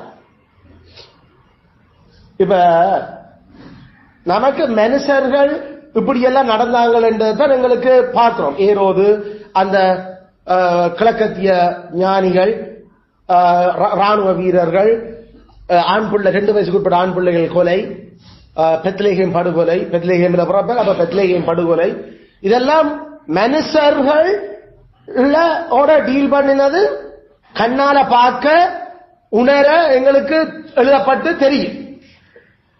ஆனா இந்த செயலுக்கு பின்னால, இந்த திரைக்கு பின்னால, இந்த மனுஷ கண்களுக்கும் இந்த மனுஷ செயல்பாடுகளுக்கும் இந்த அந்த கலிப்சிஸ் இதான திரை, இது மனுஷர்களுடைய திரை, இதுக்கு பின்னால பெரும் சம்பவம் நடந்து கொண்டிருக்கிறது என்றது எங்களுக்கு மத்தேயுவில நமக்கு தெரியாது. மத்தேயுவில அப்பப்ப காட்டப்பட்டிருந்தது என்ன? தூதன் அறிவிச்சது, தூதன் ஜோசேப்புக்கு அறிவிச்சது. அயல கண்ணால பார்க்க முடியாத மனுஷ திரைக்கு பின்னால கற்புலனுக்கு உணர முடியாத ஆவிகளான தூதர்களுடைய செயல்பாட்டை எங்களுக்கு ஆண்டவர் வெளிப்படுத்தி அதை மட்டும் காட்டுகிறார். ஆனா ஏன் அப்ப இந்த இத காட்டேக்கல்ல அப்ப ஏரோதோட யார் டீல் பண்ணினது? ஏரோதுக்கு அப்ப ஆவிகளோட என்ன சம்பந்தம் இருந்தது? ஏரோது கொல்லுறதுக்கு யாரால தூண்டப்பட்டான் என்றது மத்தேயுவில எங்களுக்கு சொல்லப்படவில்லை. அது எங்க சொல்லப்படுது? வெளிப்படுத்தல் புத்தகம் சொல்லப்படுது. வெளிப்படுத்தல் 12வது அதிகாரத்தை எடுத்து வாசிச்ச இந்த திரைக்கு பின்னால என்ன நடந்து கொண்டிருந்தது என்று ஆண்டவர் திரியணிக்கு காட்டுற. வெளிப்படுத்தல் 12 எடுத்து வாசிப்போம். வெளிப்படுத்தல் 12 நாம வாசிச்ச அன்றையும் ஒரு பெரிய அடையாளம் வானத்தில் காணப்பட்டது. ஒரு ஸ்திரீ சூரியனை அணிந்திருந்தாள். அவள் பாதங்களின் கீழே சந்திரனும் அவள் சிரசின் மேல் 12 நட்சத்திரங்களுள்ள கிரீடமும் இருந்தன. அவள் கற்பவதியாயிருந்து பிரசவ வேதனை அடைந்து உள்ளே பெறும்படி வருத்தப்பட்டு அலறினாள். அப்பொழுது வேறொரு அடையாளம் வானத்திலே காணப்பட்டது. 7 தலைகளையும் 10 கொம்புகளையும் தன் தலைகளின் மேல் 7 முடிகளையும் உடைய சிவப்பான பெரிய வலு சர்ப்பம் இருந்தது. அதன் வால் வானத்தின் நட்சத்திரங்களில் 3 ஒரு பங்கு இழுத்து அவைகளை பூமியில் விழத்தள்ளிட்டு பேக்குஞ்சுகள் வேதனைப்படுகிற அந்த ஸ்திரீ பிள்ளை பெற்றவுடனே அவளுடைய பிள்ளையை கட்டித்து போடும் படிக்கு அந்த வலுசர்ப்பம் அவளுக்கு முன்பாக நின்றது. சகல ஜாதிகளையும் இருப்புக்கோளால் ஆளுகை செய்யும் ஆண் பிள்ளையை அவள் பெற்றாள். சகல ஜாதிகளையும் இருப்புக்கோளால் ஆளுகிற அந்த ஆண் பிள்ளை இயேசு கிறிஸ்து. அது எங்களுக்கு வேதத்தினோடு ஏனிய அந்த ஒப்பீடுகள்ல வேலை தெளிவு. குறிப்பாக சங்கீதம் 2 அந்த பிள்ளைய பெற்றவுடனே யாரு பின்னுக்கு அந்த பிள்ளைய கொல்லணும் என்று திரிஞ்சது கங்கணம் கட்டினது? வலுசர்ப்பம். வலுசர்ப்பம் அது வலுசர்ப்பம் தான் ஆதி முதல் இருந்த அந்த பேய் பிசாசு. அப்ப சாத்தான் தன்னோட கூட இழுத்து விழுத்தின அந்த 1/3 பங்கான படைக்கப்பட்ட தூதர்களோட கிறிஸ்துவ கொல்லணும் என்று அது பெரும் ஆவிகள் பெரிய போராட்டம் ஒன்று செய்திருக்கு. இப்ப இந்த ஆவிகள் செய்து கொண்டிருக்கிறது. அந்த ஆவிகள் எப்படியான வெளியில காட்டிச்சது? அப்ப ஏரோத பயன்படுத்திச்சது. அதனால எங்களுக்கு என்ன நல்ல ஆவிகள், அந்த விழாத மெற்ற ஆவிகள், அது கடவுளுடைய ஆவிகள். அது யாரு ஊடாக அது வெளிப்படுகிறது? அது யோசேப்பு ஊடாகவும் அது ஞானிகளுக்கும் அவை வழிபட்டு சொல்லி கனவிலும் ஊடாகவும் இதன் ஊடாகவும் அவங்கள வழிநடத்திச்சு. அப்ப வானத்துல நடந்த பெரிய போறப்ப யாரு கிறிஸ்து பிறந்துட்டாரு பேக்கு தெரியாதோ தெரிஞ்சாது. காலம் நிறைவேறிட்டது வடிவா தெரியும். அதனால அது அவர் பிறந்தையோட கொல்லணும் என்றது முடிவு பண்ணிச்சு. அதனால ஏரோத தூண்டினது யாரு? பேய், சாத்தா. இது திறனிக்கு ஆண்டர் காட்டுறார். இதான் நான் பிராக்கியங்கள நடந்த விஷயம். அதனால உங்களுடைய போராட்டங்கள் மாம்சத்தோட ரத்தத்தோடையும் இல்ல. ஜோவான் சொல்லு சபைக்கு, அந்தகார லோக அதிபதியும் வானத்தின் சேனைகளுடன் அந்த போராட்டம். அதுல பின்னால யாரு எப்படி தாவீது கணக்கு எண்ணறதுக்கு தூண்டுன பேய், எப்படி ஜோசேப்ப பாவம் செய்ய ஜோவுவ பாவம் செய்ய பண்ணலாம் என்று என்னோட அனுமதி கேட்டு சுத்தி திரிஞ்ச பேய், அதே பேய் தான் இப்பையும் என்னையும் என்ற பிள்ளைகளாகி உங்களையும் என்ற அடிமலையும் கொல்றதுக்கு கங்கணம் கட்டி கொண்டு திரியுது. ஆனா நீங்கள் இத ரோம பேரரசு மனுஷரை கோவிச்சு இதுல ஒரு பிரயோசனம் இல்ல. அதோட அந்த மனுஷருக்கு பின்னால எது வேற செய்தன்ற முதல் அடையாளம் காண். அது அவன் பாவத்தை பயன்படுத்துது. ஏரோதுக்கு சரியான பொருளாசை, தன்னை விட வேறு மந்திரக்கூடாது என்ற ஒரு ஆசை. அதனால கலங்கினான். அதனால அவன் எதிர்பார்ப்பெல்லாம் மண் விடுது. அதை இச்சை, அந்த இச்சை என்ற பாவத்தை சாத்தான் பயன்படுத்துற உனக்கும் உன்னையும் எதிர்த்து கொண்டு வந்துட்டான். அல்லது போலி சமயம், எருசலேமில் இருந்த போலி சமயம் அதான் ஜூத சமயம். அந்த ஜூத சமயத்தாக்கள் நடுங்கினாங்க. மெசியா புறப்பாருன்னா நீங்க என்ன நடுங்கணும்? அப்ப உங்களுக்கு ஆசாரியருக்கும் வேதவாரருக்கும் இயேசு மெசியா பிறக்கிறது விருப்பம் இல்லை. அது நாங்கள் இப்படியே ஆளுகிறது தான் எங்களுக்கு விருப்பம். அவர் பிறந்துட்டார் எங்களையும் சேர்ந்த ஆளு. ஆக பேசிக்கா மனுஷர்களுக்கு பின்னால கிரிய செய்கிற பேயும் அந்த வலுசற்பத்தை எங்களுக்கு திறனிக்கு காட்டுற இதான் மரியாள் பிள்ளை புறக்கல அந்த சபைக்குள்ள அந்த பிள்ளை புறக்கேக்கல நடந்த விஷயம் உண்டு. விளங்குதோ? அதுல ஹிஸ்டரி இந்த வரலாற்றுக்கு பின்னால என்ன நடக்குதுன்றத உங்களுக்கு திறனிக்கு காட்டுற. இது உண்மையில ஆண்டவர் ஏற்கனவே தானியல்ல இதை திறனிக்கு கொஞ்சம் காட்டுனார் நமக்கு. நாம அத அப்படியே விட்டுட்டோம் இல்ல. அது தானியல் படிக்கைகளை நாம பார்த்துனாங்க. பெர்சியாவின் அதிபதி என்னோட போர் செய்ய வந்தான், நான் அவனோட போர் செய்துட்டு வரதான் டைம் எடுத்துட்டா, நீ ஜபிக்க வழி கிடைக்கல எல்லாம் கொண்டு போய் சொல்லி மெசேஜஸ் அனுப்பிட்டாரு. எங்களோட எஜமா கொண்டு வந்து சேரக்கு பெரிய சண்டை எங்களுக்கு. அப்ப அந்த நமக்கு நம்மட மனித கண்களுக்கும் உணர்வுகளுக்கும் மாம்ச கண்ணுக்கும் மாம்ச உணர்வுகளுக்கும் மறைக்கப்பட்டிருக்க அந்த திரைக்களை பின்னால நடக்கிற ஆவிகளின் லோகத்துல எப்படி இந்த கெட்ட ஆவிகளுக்கும் பரிசுத்த நல்ல ஆவிகளும் கிறிஸ்துவனுடைய ஆட்சிக்காக அவை வேண்டாம் என்று ஒரு குரூப் கிறிஸ்துவ ஆட்சியா வேணும் என்று சொல்லி நிலைநிறுத்தத்துக்கு பணிவிடை ஆவிகளாக அனுப்பப்பட்டுக் கொண்டிருக்கிறது பைபிள் காட்டிக் கொண்டிருக்கிறது. இயேசு கிறிஸ்துவ அந்த பிள்ளைகளுடைய தேவதூர்கள் எப்பொழுதும் என்ன தரிசிச்சு கொண்டிருக்கிறேன். அதனால் தூதர்கள் உங்களை தாங்குவார்கள், உங்களோட பாதங்கள் நிறுவாங்க. இயேசு கிறிஸ்து சும்மா பம்மாத்துக்கு சொன்னார இந்த நம்மட மாம்ச திரைக்கு பின்னால என்ன நடந்து கொண்டிருக்கிறது என்றதை விளங்காமல் அவர் அதுல கதைச்சவர். அதுல ஹிஸ்டரி படைக்கப்பட்ட இந்த உலகத்தில அவற்ற படைப்புகளோட கடவுள் எப்படி டீல் பண்ணி கொண்டிருக்கிறார் என்றதை பற்றிய ஒரு படிப்பு தான் வரலாறு. அது கண்ணால காணத்தக்க மனுஷராயும் இருக்கலாம், கண்ணால காண முடியாத ஆவிகளாயும் இருக்கலாம்.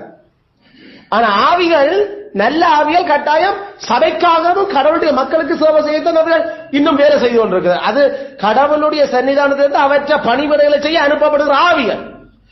அந்த ஆவிகள் அப்ப பணிவிடைக்கு அனுப்பப்படுகிறது. அதுல தெரியும் அங்கால லூசிபரும் அவன் கூட்டமும் பிரச்சனையை கொண்டு வருவாங்க. இயேசு மாம்சத்துல பிறக்கேக்கலையே 2 வயசுக்குட்பட்ட எல்லா பிள்ளைகளையும் போட்டு தள்ளணும் என்று ஏரோதுதான் அங்க நின்று அவனை ஏவினார். ஏரோதுக்கு நின்று ஏவினது சாத்தான்.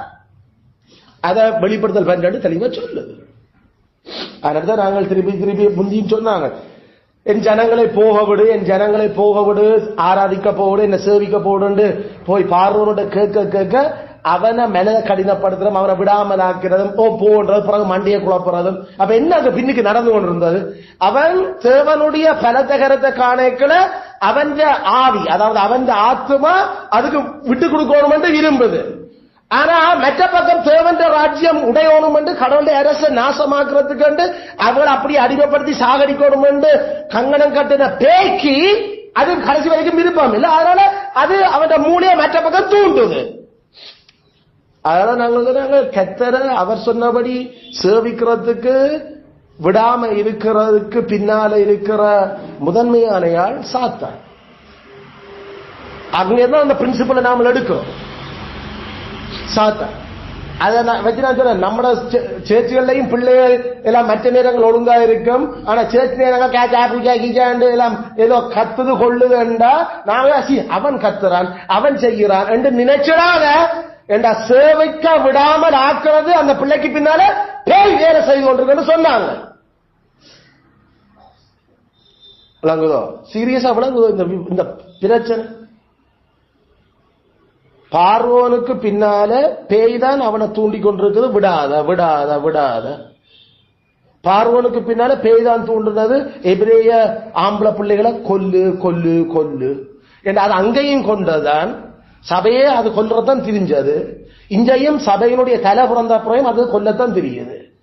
அதனால இந்த திற நீக்கங்கள் எங்களுக்கு வெளிப்படுத்தலாம், மறைப்பு எல்லாம் காட்டுறாரு என்ன நடந்தது என்று, என்ன இனிமேலும் இப்படிதான் நடக்க போகுதுன்றத வெளிப்படுத்தல எவ்வளவு முக்கியமான புத்தகம். திரைக்கு பின்னால் என்ன நடந்திருக்கின்றது நாம விளங்கிக் கொள்றதுக்கு ஹிஸ்டரியில தான் வரலாற்றுல தான் என்ன நடந்திருக்கு. நமக்கு ஆட்களையும் அரசாங்கத்தையும் போலி சமயத்தை மட்டும்தான் தெரியுது. ஆனா அந்த மறைவில் அதுக்கு பின்னால என்ன யாரு ஒரு பக்கம் ஆண்டவற்ற சர்வாதிபத்தில் கர்த்தர் அதை பொறுமையோட அனுமதிக்கிறார்.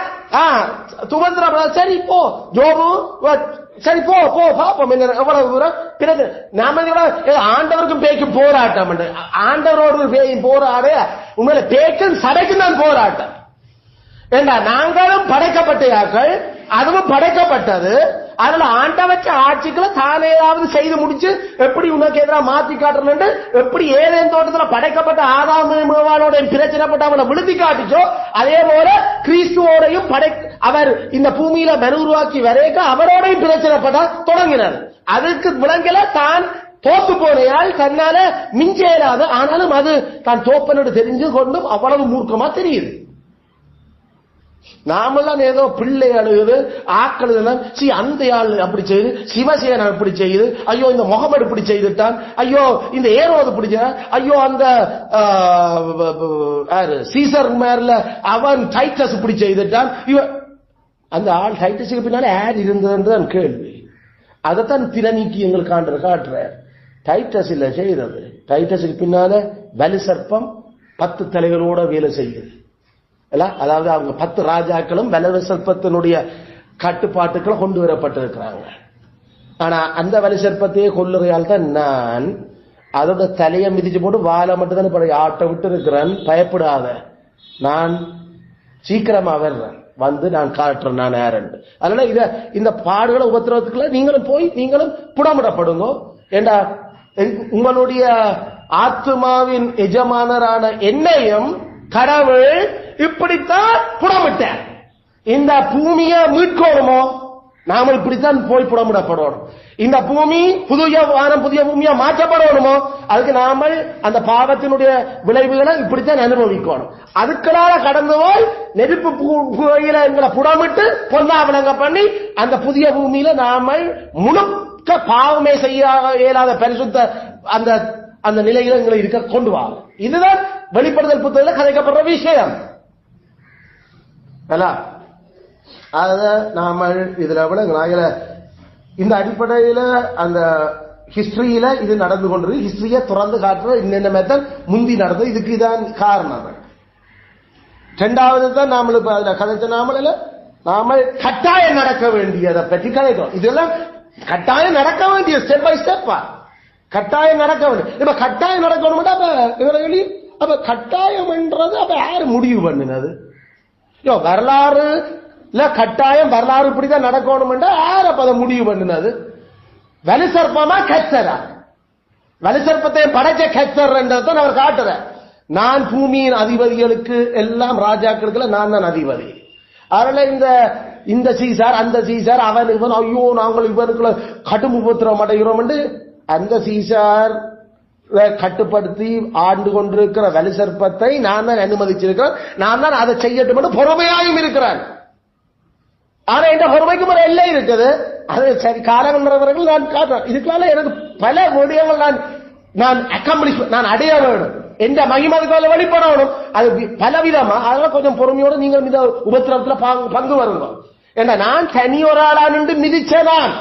தனி ஒரு ஆளானு அந்த பாவத்தினுடைய சகல உலையை மிதிச்சு தான் வெண்கலம் போல இந்த காலப்பணி இருக்குது. நீ பார்க்க தனி ஒரு ஆளானு நான் உழக்கினான் அந்த பாவச்சேட்ட. அப்படித்தான் அமர்த்தினான் தலைய. நீங்க மிச்ச வார நீங்கள் அமர்த்துங்கடா. அதுக்குதான் உங்களை இப்படி விட்டு இருக்கிறேன். அதனால உங்களுக்கு நெருப்பு தான், உங்களுக்கும் செத்தம் தான், உங்களுக்கும் கண்ணீரும் துன்பமும் தான். நான் மட்டும் கண்ணீரும் கவலையும் இல்லாம அழுகை இல்லாமல் அசபிச்சு கொண்டிருக்கிறீங்க. நானும் இந்த 33 வருஷத்துல அப்படிதான் வாழ்ந்தேன் நான். ஆனா வெற்றி நம்மடதான், பயப்பட வேண்டாம். இதெல்லாம் எந்த கண்ட்ரோல்ல நடந்து கொண்டிருக்குது? Who controls history? வரலாறு யாரு கட்டுப்படுத்தி வழி நடத்துறது? நான் தான் என்று அவர் சொல்லிக் கொண்டிருக்கிறார். அதாவது இந்த பாயிண்ட் இதுல கட்டாயம், அதாவது சம்பவிக்க வேண்டிய, அதே வேணும், சம்பவிக்கலாம் இல்ல, சம்பவிக்க வேணும். அப்படின்னா வேணும் அவ்வளவு மஸ்ட், அவ்வளவு கட்டாயமா சொல்லு. நான் இருக்கிறவராயிருக்கிறேன். அப்ப இப்ப எப்பயும் நான் தான் அதுல வரலாற்றை என்னென்ன நடக்கணும் என்ன மாஸ்டர் பிளான்ல நான் கட்டாயமா எழுதி இருக்கிறேன். கட்டாயம் அது நடக்க வேணும், கட்டாயம் நடக்க வேணும். அதுல வரலாற யாரு கட்டுப்படுத்தி வழிநடத்தி கொண்டிருக்கிறது? கிறிஸ்து கிறிஸ்து கிறிஸ்து கிறிஸ்து. அப்ப அந்த டே, அந்த வேண்டிய இவ்வளத்தையும் கதைக்கிறோம். வேண்டிய என்றா வரலாறு கஞ்சவாட்டில் நடக்க இல்ல. வரலாறு அது சுற்றி சுற்றி நடந்த விஷயத்துக்கு போக இல்ல. வரலாறு தொடக்கத்தில இருந்து ஏதோ ஒரு இறுதி முடிவை நோக்கி மூவ் பண்ணி கொண்டிருக்கு. ஏண்டா எங்களுடைய ஆண்டவர் அரைச்சமாவே அரைச்சு கொண்டிருக்கிறவர் அல்ல. அதுக்கு பேர் வரலாறு இல்ல. அதாவது கனவு வரலாறு மீளவும் சுழறுகிறார் என்று சிலர் நம்ம பேப்பர்ல எல்லாம் எழுதுவீர்கள். வரலாறு திரும்பவும் அதே நிலைக்கு சுத்தி வருகிறது. உண்மையில வரலாறு ஒரு வட்டம் இல்ல, வரலாறு சுத்தாது. வரலாறு ஒரு நேர்கோடு.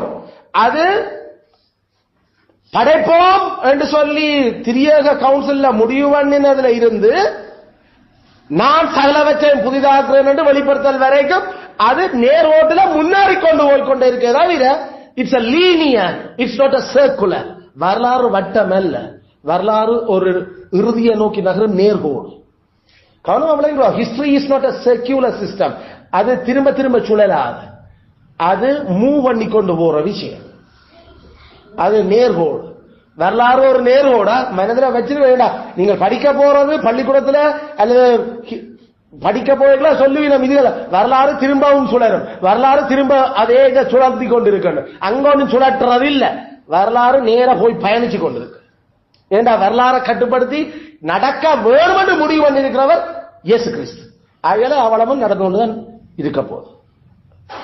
இந்த விஷயம் நாம இரண்டாவதா உண்மையில உதாரணத்துக்கு லூக்கா 4:43, லூக்கா 4:43, லூக்கா 13:33, லூக்கா 13:33, மத்தேயு 16:21, மத்தேயு 16:21, மத்தேயு 24:6, மத்தேயு 24:6, மத்தேயு 26:54, மத்தேயு 26:54, மாற்கு 13:10, மாற்கு 13:10. இந்த வசனங்கள்ல என்னத்த அந்த மஸ்ட், அந்த டே, கிரீக் வேர்ட் டே, DEI டே, அதான் அந்த மஸ்ட் கட்டாயம். அந்த இந்த வசன இந்த பார்க்கிற வசனங்கள்ல அந்த சொல்லு விழுது. வாசிப்பா தெரியும். அந்த உதாரணத்துக்கு நான் இன்றும் நாளையும் பிரசங்கிக்க வேண்டும்,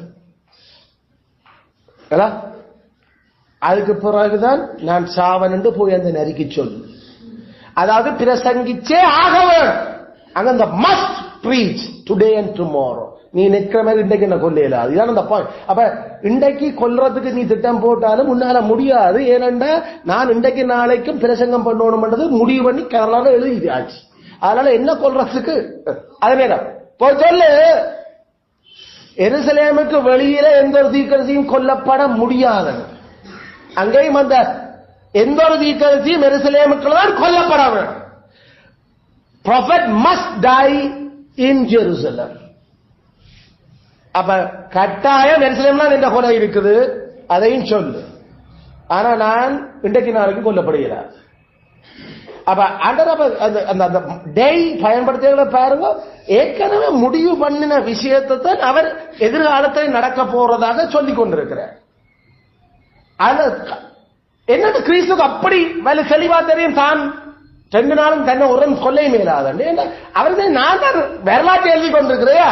நீ மனுஷன் உனக்கு சிறைக்கு பின்னால் என்ன நடக்கணும் உனக்கு விளங்கியல போய் சொல்ல அவங்களுக்கு. அல்லது நாம 24 யுத்தங்களையும் செய்திகளையும் கேள்விப்படுவீர்கள். இதுகள் எல்லாம் சம்பவிக்க வேண்டியது. All these things must come pass. இதுகள் எல்லாம் கட்டாயம் சம்பவிக்கும். என்ன இயேசு அப்படி சம்பவிக்காமல் ஆக்கியலாத. நான் வரலாறு இப்படிதான் எழுதி இருக்கிறேன். அதுல நீ நினைக்கிற மாதிரி இனித்தான் வரலாறு எழுத இல்லை. நான் எல்லாம் எழுதியா. அதுல கட்டாயம் இது நடக்கும். நடக்கும். எப்ப ஆண்டவரே முடிவு வரும்? சுவிசேஷம் சகல ஜாதிகளுக்கும் பிரசங்கிக்கப்பட வேண்டும். Must breach. அதுல ஜாதி ஜாதியா இருக்கிற எல்லா ஜாதிகளுக்கும் சுவிசேஷம் பிரசங்கிக்கப்படும். அந்த ஜாதிகள் எல்லாம் கேட்டு அந்த அதுகளுக்கு பிறகு நான் சில விஷயங்கள் முடிவு பண்ணிடுவேன். அதுக்கு பிறகு முடிவு வரும். எல்லா ஜாதிகளும் ரட்சிக்கப்படும். இல்ல, எல்லா ஜாதிகளும் சுவிசேஷம் பிரசங்கிக்கப்படும். சுவிசேஷம் இயேசு ரட்சிக்கிறார், இயேசு நேசிக்கிறாரு. இல்ல, நாம சொல்ற சுவிசேஷம் ஏதேனில படைக்கிறதுக்கு முன்னுக்கு கடவுள் எப்படி படைச்ச, ஏதேனில் என்ன நடந்தது, அப்ப மெசியா அப்படி ப்ராமிஸ் பண்ணப்பட்டிருக்கிறார், பிறகு என்ன அதை காட்டுறதுக்கு ஒரு இனத்தை ஒரு ஜாதியை அவர் செலக்ட் பண்ணினார், அந்த எபிரேய சாதியில எப்படி அவர் அதை கொண்டு வந்தார், அதுக்குள்ளால இனத்தை நாட்டை ஆள்றதப்படி சபை ஆள்றபடி சபையும் நாடும் எப்படி சேர்ந்து வேலை செய்யணும் காட்டி எல்லா சட்டத்திட்டங்கள் கொடுத்தார். ஆனா அதுக்கும் அந்த சாதி சரி வரையில, அதான் அந்த சாதியை நான் துரத்தி அடிச்சிறேன். ஆனாலும் அந்த சாதிகளால் தான் முழு சாதிகளையும் நான் ரட்சிக்கிறதுக்கு முடிவு பண்ணியிருக்கிறேன். அதனால ஒரு சாதியினுடைய முடிவு என்று உலக பிரகாரமா மாம்ச பிரகாரமா யோசிக்கிற இடத்துல நான் பல சாதிகளுக்கு அந்த விடிவை வச்சிருக்கிறேன். அதனால அந்த ஜூதர்கள் வழியா வர்ற அந்த ஒளி அது இஸ்ரவேலுக்குள்ள இருந்தால் வெளியில வந்து எல்லாருக்கும் இருளில் சனங்கள் பெரிய வெளிச்சத்தை காண வைக்குது. இப்படி அந்த சாதியில அது கடவுளை அறியவும் சுவிசேஷத்தை அறியவும் முடிவு பண்ணி நான் எழுதியிருக்கிறேன். அதுக்கு பிறகு முடிவு மத்த 26:54 எல்லா அவசரம் இப்படி நடக்க வேண்டும் என்றது ஏற்கனவே வேதம் சொல்லி இருக்கத்தானே. அதான் scripture says it must come pass. அதுல என்ன நடக்க வேண்டும் என்றதை வேதத்திலே நான் எல்லாம் சொல்லி இருக்கிறேன். அதுல சொல்லாத இதெல்லாம் ஏற்கனவே பிளான் பண்ணினதான் நடந்து கொண்டிருக்கு. அதனால ஹூ இஸ் இன் கண்ட்ரோல்? யாரு ஹிஸ்டரிய எழுதுகிறது, யாரு ஹிஸ்டரிய வழி நடத்துறது? கிறிஸ்து, Christ. Who is in charge for history? வரலாற்றினுடைய பொறுப்பாளர் யாரு? கிறிஸ்து, கிறிஸ்து. அது நாம இந்த வேண்டியது என்றதுக்குள்ள எவ்வளவு ஆறுதலும் எவ்வளவு நாம நிம்மதியோட வர்ற உபத்திரவங்கள் பாடுகளுக்கெல்லாம் முகம் கொடுக்கலாம். ஏன்னா இதுகள் நடந்துற வேண்டியதா இருக்கிற முடிவு பண்ணி இருக்கிறார். ஏதோ இது அவருக்கு நடக்காத விஷயம் இல்லை, எங்களுக்கு நடக்காம போறதுக்கு, அல்லது இப்ப 21ஆம் நூற்றாண்டுல நாமல் அனுபவிக்கிற விஷயங்கள் ஏதோ இதுக்கு முன்பு சபையிலே எங்களோட முற்பிதாக்கள் அனுபவிக்காத விஷயங்களும் இல்ல. ஏற்கனவே இருக்கிற அந்த விஷயங்களுடைய தொடர்ச்சியை தான் நாங்கள் இப்ப அனுபவிக்கிறோம். அதனுடைய வடிவங்கள் வித்தியாசப்படலாம். வடிவங்கள் வித்தியாசப்படலாம். முந்தி ஒரு அரசாங்கம் ஒரு போலி சமயம் சபையை துன்பப்படுத்தி இருக்க, அதாவது ரோம அரசாங்கம் ஜூத சமயம் துன்பப்படுத்தி இருக்கு.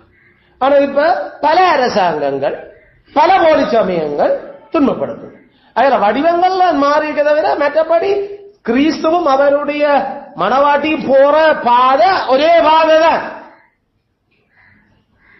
அதுல தேவையான வழிகாட்டலும் இன்ஸ்ட்ரக்ஷனும் ஒன்றுதான், புதுசு புதுசா எழுதுறது. சோ இதை நாம அதுல விளங்கிக் கொள்றோம். அடுத்த சொல்லு சீக்கிரத்தில். சீக்கிரத்தில் சீக்கிரத்தில்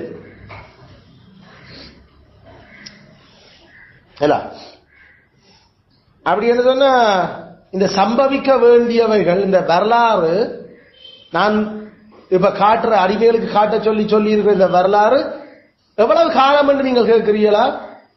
அது சீக்கிரமா சீக்கிரமா.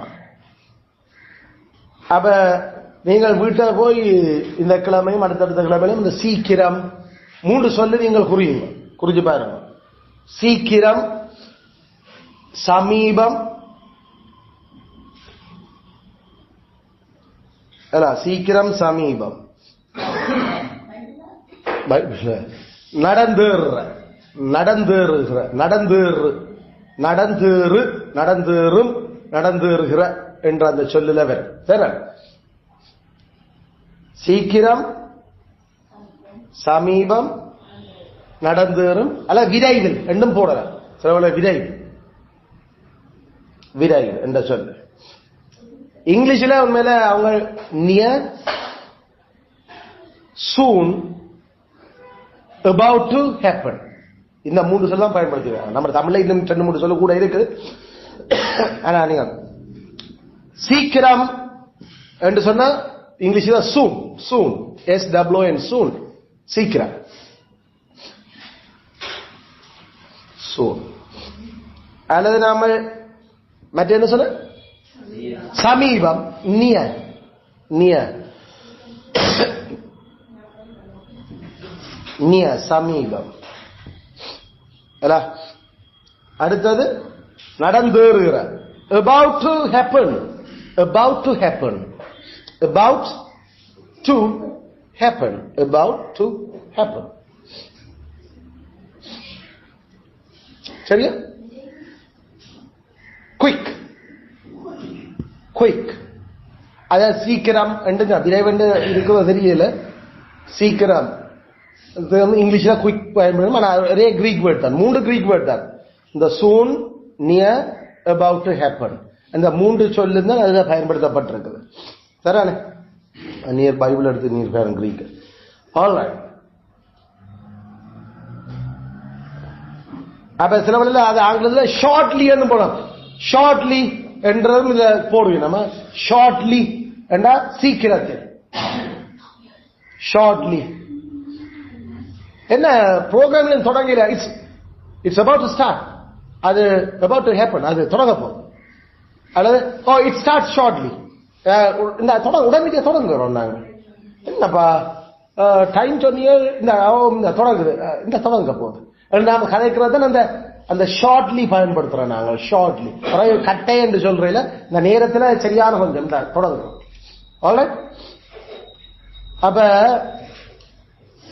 வெளிப்படுத்தல் புத்தகம் சீக்கிரத்தில் சம்பவிக்க வேண்டியதை பற்றி தான் கதைக்கப்படுது. சரியோ? வெளிப்படுத்தல் புத்தகம் சீக்கிரத்தில் சம்பவிக்கப்படுறதான் கதைக்கு. அப்ப வெளிப்படுத்தல் புத்தகத்தில் நீண்ட காலம் அல்லது நம்ம கனகாலம் இதுக்கு எதிர் சொல்லுகள், நேரம் எடுக்கும், அப்படி ஒரு சொல்லுமே இல்லை. இந்த கிட்ட அடி இல்ல, அது சரியான தூரத்தில் இருக்குது, அப்படி ஒன்றுமே இல்லை. கிட்ட, சீக்கிரம், சமீபம், இதான் அந்த சொல். அந்த சொல்ல சொல்ல நாம என்னத்துக்கு பயன்படுத்துறோம்? நாம என்ன 2000 ஆண்டுக்கு பிறகு நடக்கிறவர்களுக்கு ஏதாவது சீக்கிரம் என்று கதைக்கிறோமோ? நாம ப்ரோக்ராம் தொடங்கும்போது சீக்கிரத்தில் தொடங்கும்.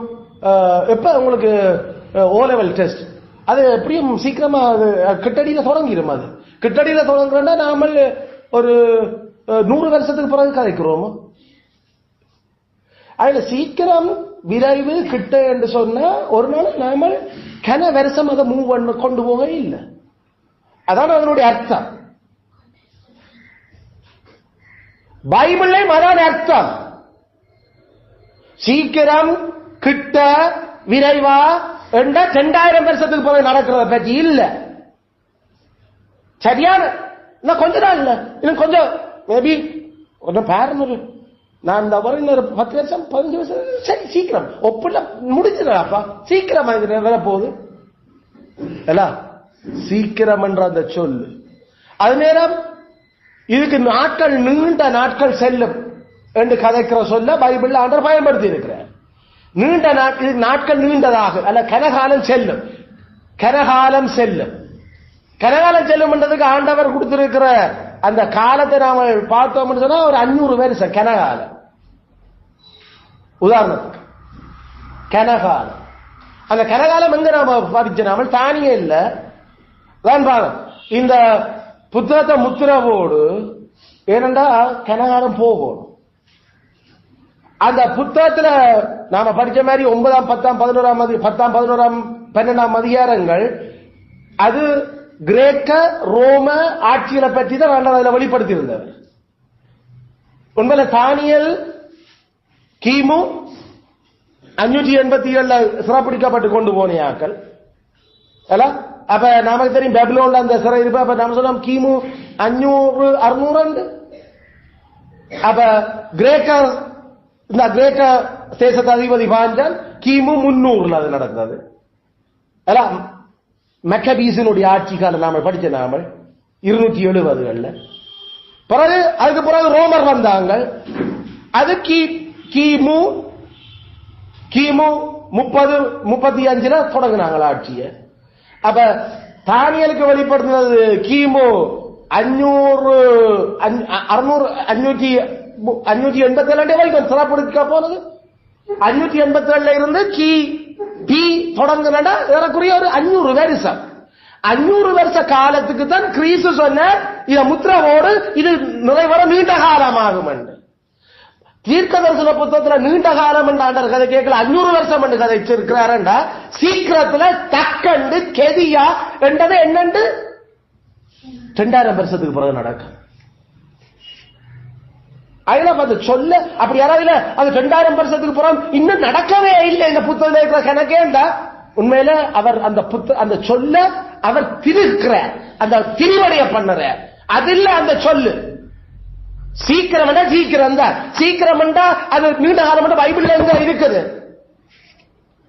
இதோ சீக்கிரமாய் வருகிறேன் என்றா சொன்னவர் இன்னும் வரையில பேர் என்று சொல்றாரு. கடவுள் புலையா சொல்லிட்டார் அல்லது நாம நல்லா விளங்கி அந்த சொல்லு சீக்கிரம் என்று சொல்றதுக்கு இன்னும் 1000 வருஷத்தை நாம கொடுக்கிறோம். தவிர இயேசு சீக்கிரமா வந்தார். யாருக்கு இது கதைச்சு கொண்டிருக்கிறார்? என்ன 21ஆம் நூற்றாண்டு பெரோயா சபைக்கோ இது யாருக்கு இது கதைச்சு கொண்டிருந்தவர்? பத்மதீவில் இருந்த அந்த மனுஷனுக்கு 7 சபைகளுக்கு எழுதி அனுப்படாண்ட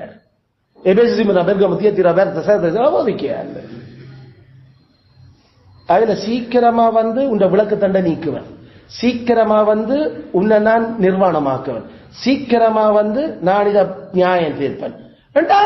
முதலாம் நூற்றாண்டு நடந்த வேலை பல விஷயங்கள் கெட்டு நான் போய்த்தேன், இந்த எழுப்பி நிற்கிறேன், இந்த நான் உயிர்த்தோட நிற்கிறேன்.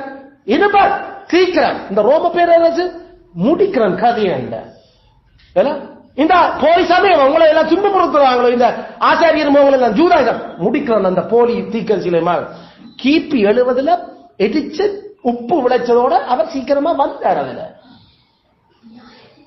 அது சீக்கிரம்ன்றது சீக்கிரம் தான். அத நாமல் கனவேற புத்தகத்தினுடைய ஸ்டைலையும் அவர் என்னத்தை கதைக்கிறார் என்று விளங்காம அவர் இன்னும் அவர் வரையில கிறிஸ்து வரையில என்று யாரு சொன்னது? ஏன்னா கிறிஸ்து 2வது வருகை வரையில என்று சொன்னவர் வர்றதை பற்றி கதைக்கிறாரோ, கிறிஸ்து தான் வாரதை பற்றி கதைக்கிறார். நாமல் ஏன் கிறிஸ்து 2வது வருகை வர்றதை பற்றி தான் கதைச்சு கொண்டிருக்கிறார் என்று சொல்லுவோம். பைபிள் எங்கன்னா 2வது தரம் வர்றது சீக்கிரமா வாரன்னு எழுதுற டாக்டர் நம்மட மண்டை எல்லாம் என்ன சுத்தி கொண்டிருக்கா சீக்கிரமாண்டா ஏதோ நம்ம காலத்துல வாரதை பற்றி கதைக்கிறோம். ஆனா இயேசு சீக்கிரமா வந்தவர். இயேசு தான் உயிரோடு இருக்கீங்கள சொன்னவர், நான் வர்றத பிதாவின் வலது பாகத்தில் இருந்து நான் ஆள்றத நீ காண்ப பிரதான ஆசாரியனை அல்ல பார்த்தாங்க. அவன் இயேசு வந்ததை பார்த்தாங்க. அல்லது அவர் சொன்னார், நான் வர்றதுக்கு முன்னுக்கு இதுல உயிரோடு இருக்கிற கனவே சாக மாட்டாங்க. இயேசு வந்தார், கனவே சாகல. அவர் சொன்ன நான் வர்றதுக்கு முன்னுக்கு நீங்கள் எல்லாம் இஸ்ரவேலினுடைய இந்த ஊரெல்லாம் சுத்தி ஓடி முடியாதாப்பா, அதுல நான் வரையும் காட்டிக்கு நீங்க சுத்தி ஓடுவீங்க. நான் வர்றதுக்கு முன்னுக்கு நீங்கள் யாரோட அவர் கதைச்சு கொண்டிருக்கிறார். அதுகளை ஒரு ஹிஸ்டரியில 1ஆம் நூற்றாண்டுல தண்ட சீசன்ல பார்த்து இஸ்ரவேலை பார்த்து அவர் கதைச்சார். அதுகளை நான் வரையும் காட்டிக்கு நீங்கள் இப்படித்தான் நான் வரையக்கல இவன் இருப்பான், நான் இவரத்தை நிறைவேற்றல இந்த தலைமுறை ஒழியாதண்ட சுத்தங்களும் பூமி எதிர்ச்சிகளும் நடந்தது ஆடினது நமக்கு தானே வரலாறு தெரியாது என்ன நடந்தது. நாம இதை மட்டும் படிக்கணும் அப்ப இன்னும் நடக்கல நம்ம உண்ட காலத்தில் நடக்கிறத பற்றி அதை கதைச்சவர் அவர் தானே சொல்ற, நான் வரையக்கல பூமி எதிர்ச்சியும் சுத்தங்கள் எல்லாம் இருக்கும். இந்த சாட்சியா சொல்றேன், நான் சொல்ற இந்த வசனங்களுக்கு இந்த தலைமுறை உயிரோடு இருப்பீர்கள். அவர் சொன்ன தலைமுறை உயிரோடு இருந்ததை பார்த்தது அவற்றை வருகை. அப்ப கேள்வி, அப்ப என்ன வருக? 2வது வருகை அப்ப இல்லையோ? ஜேசுக்கு 2வது வருகை என்று நான் அதே சொல்லுற சில இடங்கள்ல. ஏதா நான் 2ஆம் தரம் எப்ப வருவன் என்று எனக்கும் தெரியாது அவர் சொல்லுற. ஆனா நான் வரைக்கும் இப்படி இருக்கும்ன்றது அவர் மற்ற இடத்துல கதைக்கிறார். அப்ப நாமெல்லாம் 2 வரையும் கோப்பி அடிச்சு போட்டு எல்லாத்தையும் எடுத்து இனி வர போற வரைய நாம யோசிச்சு கொண்டு கற்பனை செய்து கொண்டு இருக்கிறோம். ஆனா அவசரம் சீக்கிரமா வாரம் வந்து நான் கள்ளனை போல வாரன், நான் வந்துட்டேன். வந்தார், பிடிச்சார், எபேசு சிம்ரன் எல்லாம் பல சபைகள் சிதாஞ்சிட்டு. அவசரம் நான் வரைக்கலையே வர்றதுக்கு முன்னுக்கே என்னடா உங்களோட சபையில இருக்கிறவன் இப்படி செய்யறான், அப்படி செய்யறான், திண்டு கொண்டிருக்கிறான், படைச்சிருக்கிறான், பிள்ளையாமட பூதம் கிடக்குது, அவள் ஜெசபேலுடைய வேசித்திரம் கிடக்கு, இதுகளோட இந்த சபையை கட்டுற வந்தனண்டா கெதியல் பேரன் செய்யறது. இயேசு கிறிஸ்து வந்த அதுல சீக்கிரமாய் மேகங்களுடனே வர்றண்ட மேகங்களோட வந்த என்ன குத்தினவன் பார்ப்பான். என்ன இப்ப இயேசு மேகங்களோட வரையலைன்னா எப்ப குத்தினவன் பார்த்துவன். அப்ப நாம அந்த சொல்லுகளை இயேசு பிளைனா கதைக்கிறதுல நாமளும் சில வேளையில அதை ஆவியில் பார்ப்பார்கள். இது என்ன விசர்க்காது. அப்ப நாமல் சொல்லுகளை நாமல் திரிவுபடுத்த தொடங்குறோம். நல்ல கிளியர். சீக்கிரம் என்றா சீக்கிரம் தான், அது 1000 வருஷம் இல்லை. வளர்ந்ததோ அதில சரியாக இப்ப நாமல் இதுல கவனிக்க வலிக்கடைக்குல மத்தேயு சுவிசேஷத்தை 24ஆம் அதிகாரத்தை நாம எடுத்து பார்த்தா மத்தேயு இதுகள் சம்பவிக்கிறதுக்கு உங்களுடைய வரியைக்கும் என்ன காலம். இப்ப டக்குன்னு நாம 3ஆம் வருகை வந்துட்டு அப்ப சீசர் 2ஆம் வருகை பற்றி கதைக்கிறாங்க. ஏன் ஆண்டவர் இடைக்கிலே ஒன்றும் பெறக்கூடாது. ஆண்டவர் தான் வருக வாரது பற்றி பைபிள்ல பழைய ஏற்பாடுல ஒரு இடத்துலையும் கதைக்கலையும். நாம ஏசாயா தீர்க்கதரிசி 19ஆம் அதிகாரம் படிக்கல, மெசியாவினுடைய ஆட்சியை படிக்கல. இதோ மேகங்களுடன் வருகிறேன், எகிப்து நாசமாகும். ஏசாயா 19 எடுத்துவா. அது 2வது வருகை இல்லை. இயேசுட காணத்தக்க 2வது வருகை இல்லையா? அது 19 எகிப்து ஜோஸ்வாஸ் எகிப்தின் பாரம் இதோ கர்த்தர் வேகமான மேகத்தின் மேல் ஏறி எகிப்துக்கு வருவார். ரைட். அப்பொழுது இன்னெல்லாம் நடக்கும். கர்த்தர் எதுல ஏறி வார? மேகத்துல. அப்ப மேகத்துல கர்த்தர் வந்தாரா? எகிப்து ஏசாயத்தினுடைய இது எகிப்துக்கு மேல கர்த்தர் வந்தாரா மேகத்துல? ஓம் வந்தார். அப்படி வரையில என்ன இல்ல, அது இயேசுட 2வது வருகையோ இல்ல. அப்ப மேகத்துடன் வர்றேன் என்ற உடனே நாமெல்லாம் நினைக்கும் 2வது வருகை என்று நமக்கு பழைய ஏற்பாடு தெரியல. பழைய ஏற்பாடு தெரியல. நாம மேகத்தோட வரணுங்கிற இயேசு 2ஆம் தாரம் தான் சொல்றாராக்கும். ஆனா ஜோவானுக்கும் அப்போஸ்தலருக்கும் மேகத்தோட வாராருண்டா தெரியும், கொல்லுறதுக்கு தான் வாரார் மனுஷன் நம்மளே. இது தாவீதுக்கு தெரியும். அவர் காற்றின் செட்டைகளை கொண்டு பறந்தார், மேகங்களோட அவர் வாரார், அவர் எதிரிகளோட போரிடுறார் என்று 18ஆம் சங்கீதம் மேகம் கர்த்தர் ஆட்சி இதுல பற்றி கேட்கல. அங்க சிதறடிப்பும் எதிரிகளுடைய சங்காரம். மேகத்தோட கடவுள் வாராருண்டா அங்க அது ஒரு நல்ல செய்தி இல்ல பைபிள்ல. அது எச்சரிப்பும் பயக்குல நடுக்கம் ஆபகுக்குல இதுகள் எல்லாம் பல இடங்கள்ல மேகமும் கர்த்தர் வாரதும், அதாவது the visitation, கடவுளினுடைய விசிட்டிங். கடவுள் அல்ல, அதை நாம தமிழ்ல என்ன படிக்கலாம கர்த்தர் கடவுளின் சந்திப்பு, கடவுள் சந்திக்க வார எகிப்தின் பேரம் கடவுள் சந்திக்க மிகத்தோட வார ரெண்டா முடிஞ்சது. எகிப்து பொருளாதாரம் அதுதான் நாம கொரோனா காலத்துல நாம படிக்கிறோம். கர்த்தரின் சந்திப்பு, கர்த்தரின் சந்திப்பு. உனக்கு ஒரு டைம் நான் நியமிச்சிருக்கிறேன், ஆயத்தப்பாடு பார்ப்போம் என்னென்று. கர்த்தர் சந்திக்க, கர்த்தர் சந்திப்பு என்ற கதை கேட்கல. அது அங்க கொலையும் தெத்தாரும் ஆண்டவற்ற அடியும். அது பூமியை பயன்படுத்துறது, வானங்களை பயன்படுத்துறது, தண்ணியை பயன்படுத்துறது, எல்லாத்தையும் பயன்படுத்தி அவர் மிருகங்களை இதெல்லாம் பயன்படுத்தி ஆக்களை அழிக்கிற, மனுஷரை அழிக்கிறதான் கர்த்தரின் சந்திப்பு பைபிள் கதைச்சது. அதை அவர் பயன்படுத்திய மேகத்தோட வாரதை பற்றி எப்பயுமே அவர் சொல்லுற. பிறர் ஆசாரியனுடைய சத்தத்தோடு அதோ மேகங்கள் மேல் வருகிறார் என்று நாம கூடாது. ஆறுதல் என்று பூமிக்கு அது படுபயங்கரமான அழிவு, அழிவு மனுஷ சாதிக்கு அழிவு. அதுல கத்தர் மேகங்களோட வர்றாருன்ற சொல்ல கத்தர் சந்திக்க கத்தர் வாராருன்னு நாம 2வது வரைக்கும் நாம மண்டைக்குள்ள யோசிக்கிறோம். ஆனா கத்தர் எத்தனையோ தரம் எத்தனையோ நாடுகளை அவர் விசிட் பண்ணி இருக்கிறார். அதான் எரேமியாவிலே எசேக்கியேலே எத்தனை நாட்டை பார்க்கிறோம். கத்தர் சந்திச்சார் அவர்களை. கத்தர் வந்த கத்தர் பறந்து அவர் தந்த சிங்க வேகமும் அவற்ற சிங்க பலமும் கழுகையோட வேகமும் இதுகளை கொண்டு வாரா கொள்ளுறாரு.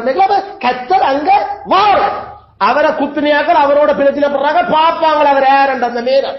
அதனுடைய அர்த்தம் அத அவருக்கு எதிராக இருந்தியாக்கள் அவர் சந்திக்கிறார். கிறிஸ்து அதே அந்த படத்தை தான் இந்த கடன் என்ன குத்துனியாக்கள் இருக்கிறாங்க அவங்க இருப்பாங்க. அது யாரு? ஜூதர்கள்.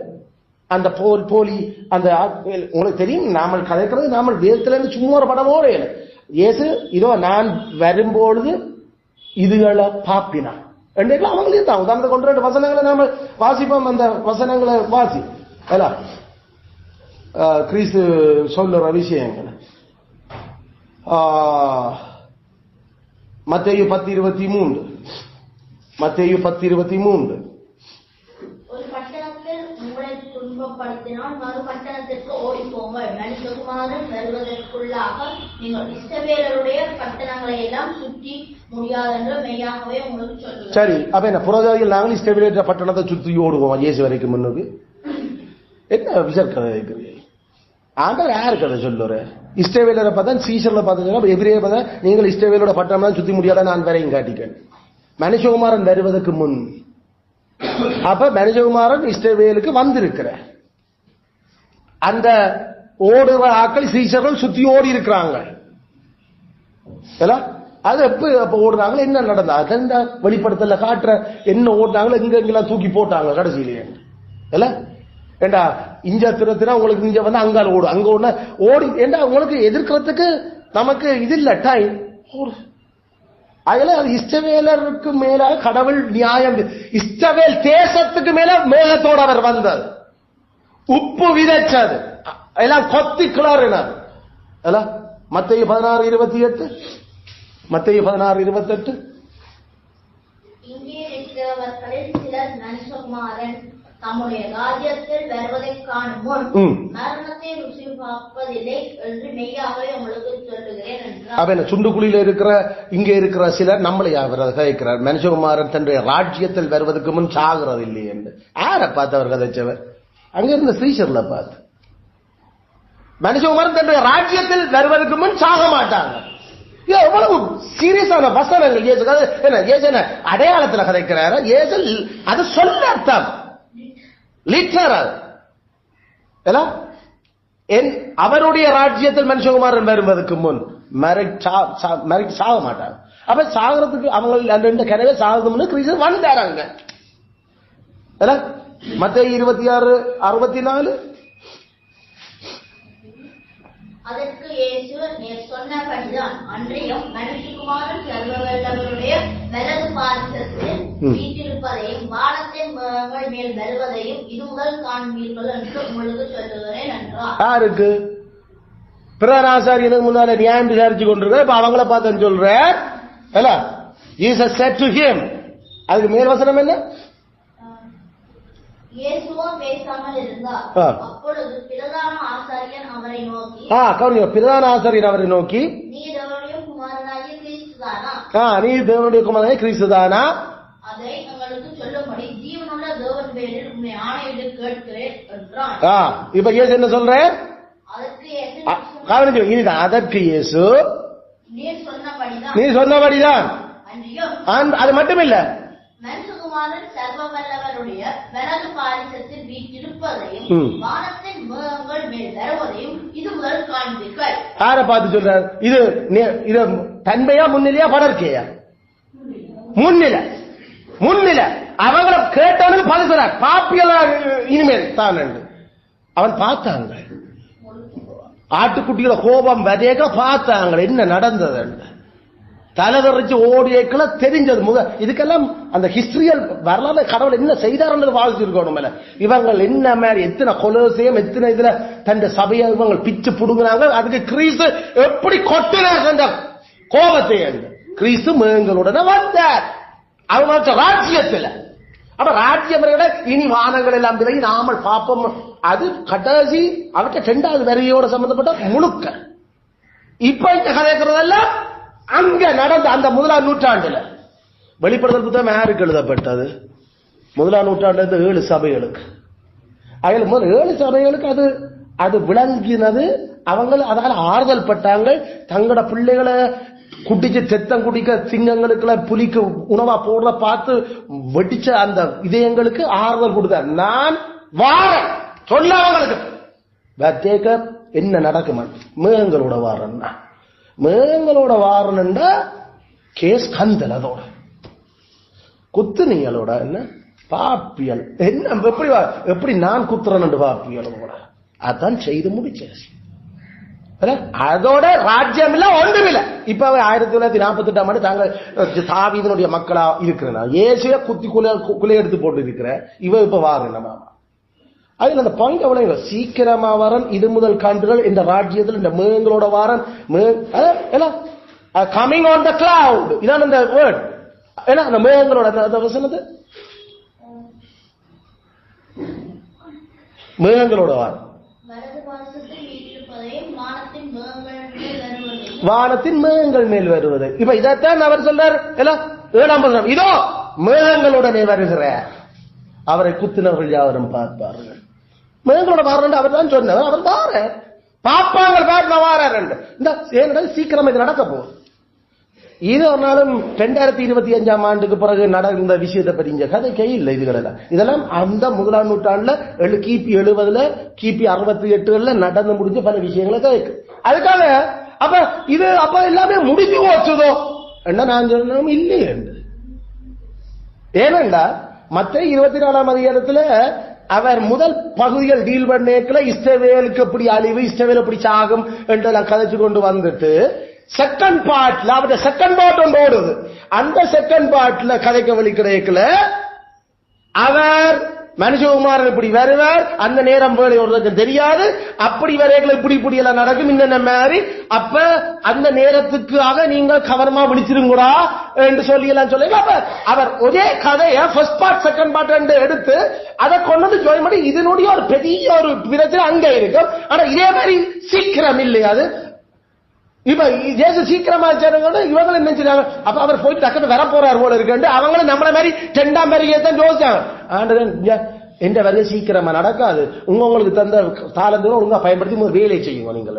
அப்ப நாமெல்லாம் குழப்பிக்கொண்ட பைபிள் விளங்காம சீக்கிரத்துல சம்பவிக்க வேண்டியதை எத்தனையோ 1000 வருஷத்துக்கு புறம் நடக்கிற மாதிரி எத்தனையோ வருஷத்துக்கு புறம் நடக்க வேண்டும் என்று அவர் சொன்னதுகளை நாம சீக்கிரம் அது சீக்கிரம் யோசிக்க மாட்டோம். அதையும் சேர்த்து எல்லாம் குழப்பி நாம பிரச்சனைப்பட்டிருக்கோம். சீக்கிரம் ஐ எம் கமிங் சூன் என்று நாம ஒரு ஆளுக்கு எழுதுனா அல்ல பஸ்ஸுக்கு சொன்னா அதனுடைய அடுத்த வருஷமா கமிங் சூன் ஒன்றில் இந்த இன்றைக்கு அந்த கான்டெக்ட்ல இன்றைக்கு அல்லது நாளைக்கு அல்லது நெக்ஸ்ட் மந்த் ரெண்டுவோம். அதாவது சொல்லுடைய அர்த்தம் இயேசுக்கு ஒரு நாளைக்கு சொல்ல பிழையாக்கே இல்லை. நாமெல்லாம் பிளவிளையாகி இருக்கிறோம். அதனுடைய அர்த்தம் இந்த புத்தகத்தில் இருக்கிறது எல்லாம் ஜோவான் சொல்றதெல்லாம் அப்ப எல்லாம் முடிஞ்சு போச்சுதான். இதுதான் போன முறை சொன்ன ப்ரீச்சரிஸ்ட் வியூ. இந்த புத்தகம் எல்லாமே முடிஞ்சு போச்சு. கிபி 70 எல்லாம் நடந்து முடிஞ்சது. அதனால இது முடிஞ்ச ஒரு புத்தகமா தான் நம்ம பார்க்கணும். இல்ல இல்ல இல்ல ஏன்னா அது போக போக அந்த புதிய எருசலேம் அந்த பரலோகத்துல இருந்து இறங்குற அந்த மணவாட்டி அதங்கையா நடந்தது. அப்ப அந்த ஆண்டவர் அந்த மத்தேயு 24 கதைச்ச ஃபர்ஸ்ட் பார்ட் செகண்ட் பார்ட் கதையை கொண்டு ஒரே அந்த ரீலில ஒரேடியா ஓட விட்ட மாதிரி இங்கேயும் ஃபர்ஸ்ட் பார்ட் செகண்ட் பார்ட் அப்படியே ரீல் ஓட விடுற. அதுல இதுல இருக்க பல விஷயம் இன்னும் பேய் சாகல, இன்னும் நரகத்துக்கு ஆக்கல தியானிக்கல, இன்னும் வெள்ள சிங்காசனம் வைக்கப்படல. அதுல இது அப்ப இது அவர் இதுகளை காட்டி இப்படித்தான் கடைசி வரைக்கும் அதை போக அது பெரிய இதுல வரும். சோ செகண்ட் கமிங் எல்லாரும் பார்க்கத்தக்கதா அவர் பிரதானாசாரியனுடைய தூதனுடைய சத்தத்தோட எக்காலத்தோட பரிசுத்தவான்கள் மரிச்ச பரிசுத்தவான்கள் இறங்கி வர அது 1 தெசலோனிக்கேயர் 5ஆம் அதிகாரத்துல பவுலப்போஸ்தலன் சொல்ற மாதிரி அது இருக்குது. அது பேண்டோருக்கு இன்னும் தெரியாது. அது இது மாதிரி இல்ல. அது கண்ணிமைக்க நினைக்க முடிக்க வந்துட்டு போற வார விஷயம். ஆனா அவர் எருசலேமை சந்திச்சது அவர் வடிவா சொன்னார். காரம் இப்படி இருக்கும் இப்படித்தான் இருக்கும் கவனம் கொள். அவர் அங்க கதைக்கிறதுக்குள்ள நீங்கள் எல்லாம் ஓடி முடியாதா இதா கவனம். ஆனா இதே நேரம் அங்காலே அவர் கதைக்கல மற்ற 2 பேர் படுத்திருப்பேன், ஒருவன் எடுத்துக்கொள்ளப்படும், ஒருவன் விடப்படுவான். ஒருவன் வயலுக்கு போனவன் திரும்பி வந்துடாத பிரச்சனை ஆயிடும். இரண்டா அதுக்கிடையில வந்து போய் அதுல அவற்றை 2வது வருக காணத்தக்க பிசிக்கல் அப்பியரன்ஸ். இயேசு கிறிஸ்து இந்த வரையில பிசிக்கல் அப்பியரன்ஸ்ல வரையில சீக்கிரமா வாரம் அவர் இதுல கதை. இயேசு கிறிஸ்து 2ஆம் தரம் அவர் தன் மெனு உருவில அவர் பூமியை நியாயம் தீர்க்க வரையில குறிப்பிட்ட ஒரு இனத்தை குறிப்பிட்ட ஒரு பிரதேசத்தை நியாயம் தீர்க்க அவர் தன் பரிசுத்த தூதர்களையும் தன் கட்டளையையும் அனுப்பியிருந்தார். ஆனா கடவுள் மிருகங்கள் மேல் எகிப்தின் பாரம் கடவுள் எகிப்தை சாக்கொள்ள மிருகங்களோடு வருகிறார். என்ன இயேசு கிறிஸ்து 2ஆம் தரம் வந்து அழிச்சவர் எகிப்த. அவற்ற வல்லமை உண்மையில அதனுடைய வான மண்டலங்கள்லையும் பெரும் மாற்றங்கள் காணப்பட்டது. பெருமாற்றங்கள் சூரியன் ரத்தமாயும் சந்திரன் ரத்தமாயும் சூரியன் இருளாயும் மாறினது இயேசு கிறிஸ்து 2ஆம் தரம் வரைக்கு மட்டும் இல்ல, அது முன்னுக்கு நடந்திருக்கு. இயேசு கிறிஸ்து 3 நேரம் 3 மணி நேரம் சிறுவேல சூரியன் எங்க ஓற்றுது, சூரியன் இருண்டாது. அதனால இது 2வது வரையில நடக்கிற விஷயம் மட்டும் இல்ல, அதுக்கு முன்னுக்கு பல சந்தர்ப்பங்களை கடவுள் காட்டி இருக்கிற. You will see the red தெத்த சந்திரன். நான் நினைக்கிறேன் கிட்டவா அல்லது அடுத்த மாசமோ சந்திரன் ஃபுல் ரெட்டா இருக்கு. அது குறிப்பிட்ட சூழல்கள்ல அந்த அண்டர் அதை சயின்டிபிக்கா அதுல வச்சிருக்கிறோம். அது அந்த காலங்களை காட்டுறதுக்கு நேற்றுக்கு முன்னாள் பேப்பர்ல அவங்க இதுக்கு எத்தனை வருஷத்துக்கு நூற்றாண்டு முன்னுக்கு இது நடந்து சந்திரனை பார்த்தா அப்படியே ரெடிஷா அப்படி தெத்தமா இருக்கும். ஆனா நாம நினைக்கிறோம் 2ஆம் பருவ வரைக்கலாம் இல்ல, 2ஆம் பருவ வரைக்கும் அது இருக்கத்தான் போகுது. ஆனா இந்த கதைக்கிறது 1ஆம் நூற்றாண்டுல நடந்தது. அவர் 70 கிபி 70 வரைக்கும் அங்க யூசிபஸையும் மற்ற வரலாற்று ஆசிரியர்களுடைய அந்த நடந்த சம்பவங்களை பார்க்க அப்படியே தெரியுது. இதெல்லாம் அதுல நடந்து இருக்குதான்னு நமக்கு தானே வரலாறு படிக்கிறது இல்லை. ஏண்டா கடவுள் வரலாறுன்றது கடவுளோட கதை என்று சொல்லுறோம். ஆனா வரலாறு படிக்க நமக்கு விரும்பல. நாம பைபிளோட இருக்கிறோம். சரி பைபிளும் வாசிச்சு இப்ப 10 தரம் வாசிக்கணும். மற்றபடி இதோட சம்பந்தப்பட்ட இஸ்ரவேலுடைய வரலாறு, யூதர்களுடைய வரலாறு, மெக்கபீஸ் அவன் எல்லாம் வாசிக்க தெரியும். இது என்ன நடக்குது. நாங்க என்ன தமிழர் வரலாறும் மற்ற வரலாறு முக்கியமா படி என்று சொல்றோம். கடவுள் தந்த இனத்தோட டீல் பண்ண படி, அதுல மிச்ச எங்கட வரலாறுகளை படிக்க எங்களுக்கு நல்லா திறனிக்கப்படும். என்ன யார் என்ன செய்து கொண்டிருக்கிறாரு. ஹிஸ்டரி எவ்வளவு முக்கியமான பாடம். ஹிஸ்டரியில எவ்வளவு நாம மினக்கட்டு. ஏண்டா பைபிளே ஹிஸ்டரி தான். ஏண்டா ஹிஸ்டரியினுடைய சார்ஜ் கடவுள். அதுல ஹிஸ்டரி படிக்கிறியா கடவுளை பற்றி படிக்கிற, கடவுள் எப்படி ஆளுறாருன்றதை படிக்கிற, கிறிஸ்து எப்படி தன் எதிரிகளை துவசம் பண்றாரு என்று படிக்கிற, கிறிஸ்துவ மகிமைப்படுத்தாதாக்களை கிறிஸ்துவ கனப்படுத்தாக்களை எப்படி அவர் அவருடைய எதிர்பார்ப்பெல்லாம் நாசமாக்குறார் என்று படிக்கிறார். இதே கடவுளை நம்பி இருந்தவன் அவங்க சும்மா புல்லு மேயிருந்தாலும் கடவுள் எப்படி அவங்களை உயர்த்தி நிக்க வைக்கிறார். நினைச்சு பார்க்காத ஆக்களை கொண்டு வந்து எப்படி முடிக்கிறார், எப்படி தூக்குறார். அதுதான் ஹிஸ்டரி. அயல சீக்கிரத்தில் சம்பவிக்க வேண்டியவை சீக்கிரத்தில் என்றது ஒரு நாளும் 2000 வருஷ கதை இல்லை. இதுல கதைக்கிறார் 1000 வருஷம் இல்லை. அது மிஞ்சி மிஞ்சி போனா இது நடந்தது ஒரு 20 வருஷத்துக்கு நடந்த விஷயம். இது வெளிப்படுத்தப்பட்ட ஃபுல் அண்ட் ஃபுல். அதாவது கிபி 70. அதோட சரி அந்த போலி சமயமும் ரோம சாம்ராஜ்யத்தினுடைய வீழ்ச்சி முடிவு கட்டுனார். அதுல நாமெல்லாம் கவனமாக அதை படைக்காப்ப மத்தேயுவை நீங்கள் வாசிக்கல. முக்கியமா மத்தேயு இதோட சம்பந்தப்பட்ட ஒரு விஷயம். மத்தேயு 24ஆம் அதிகாரத்தில் மத்தேயு 24வது அதிகாரம் Hold on.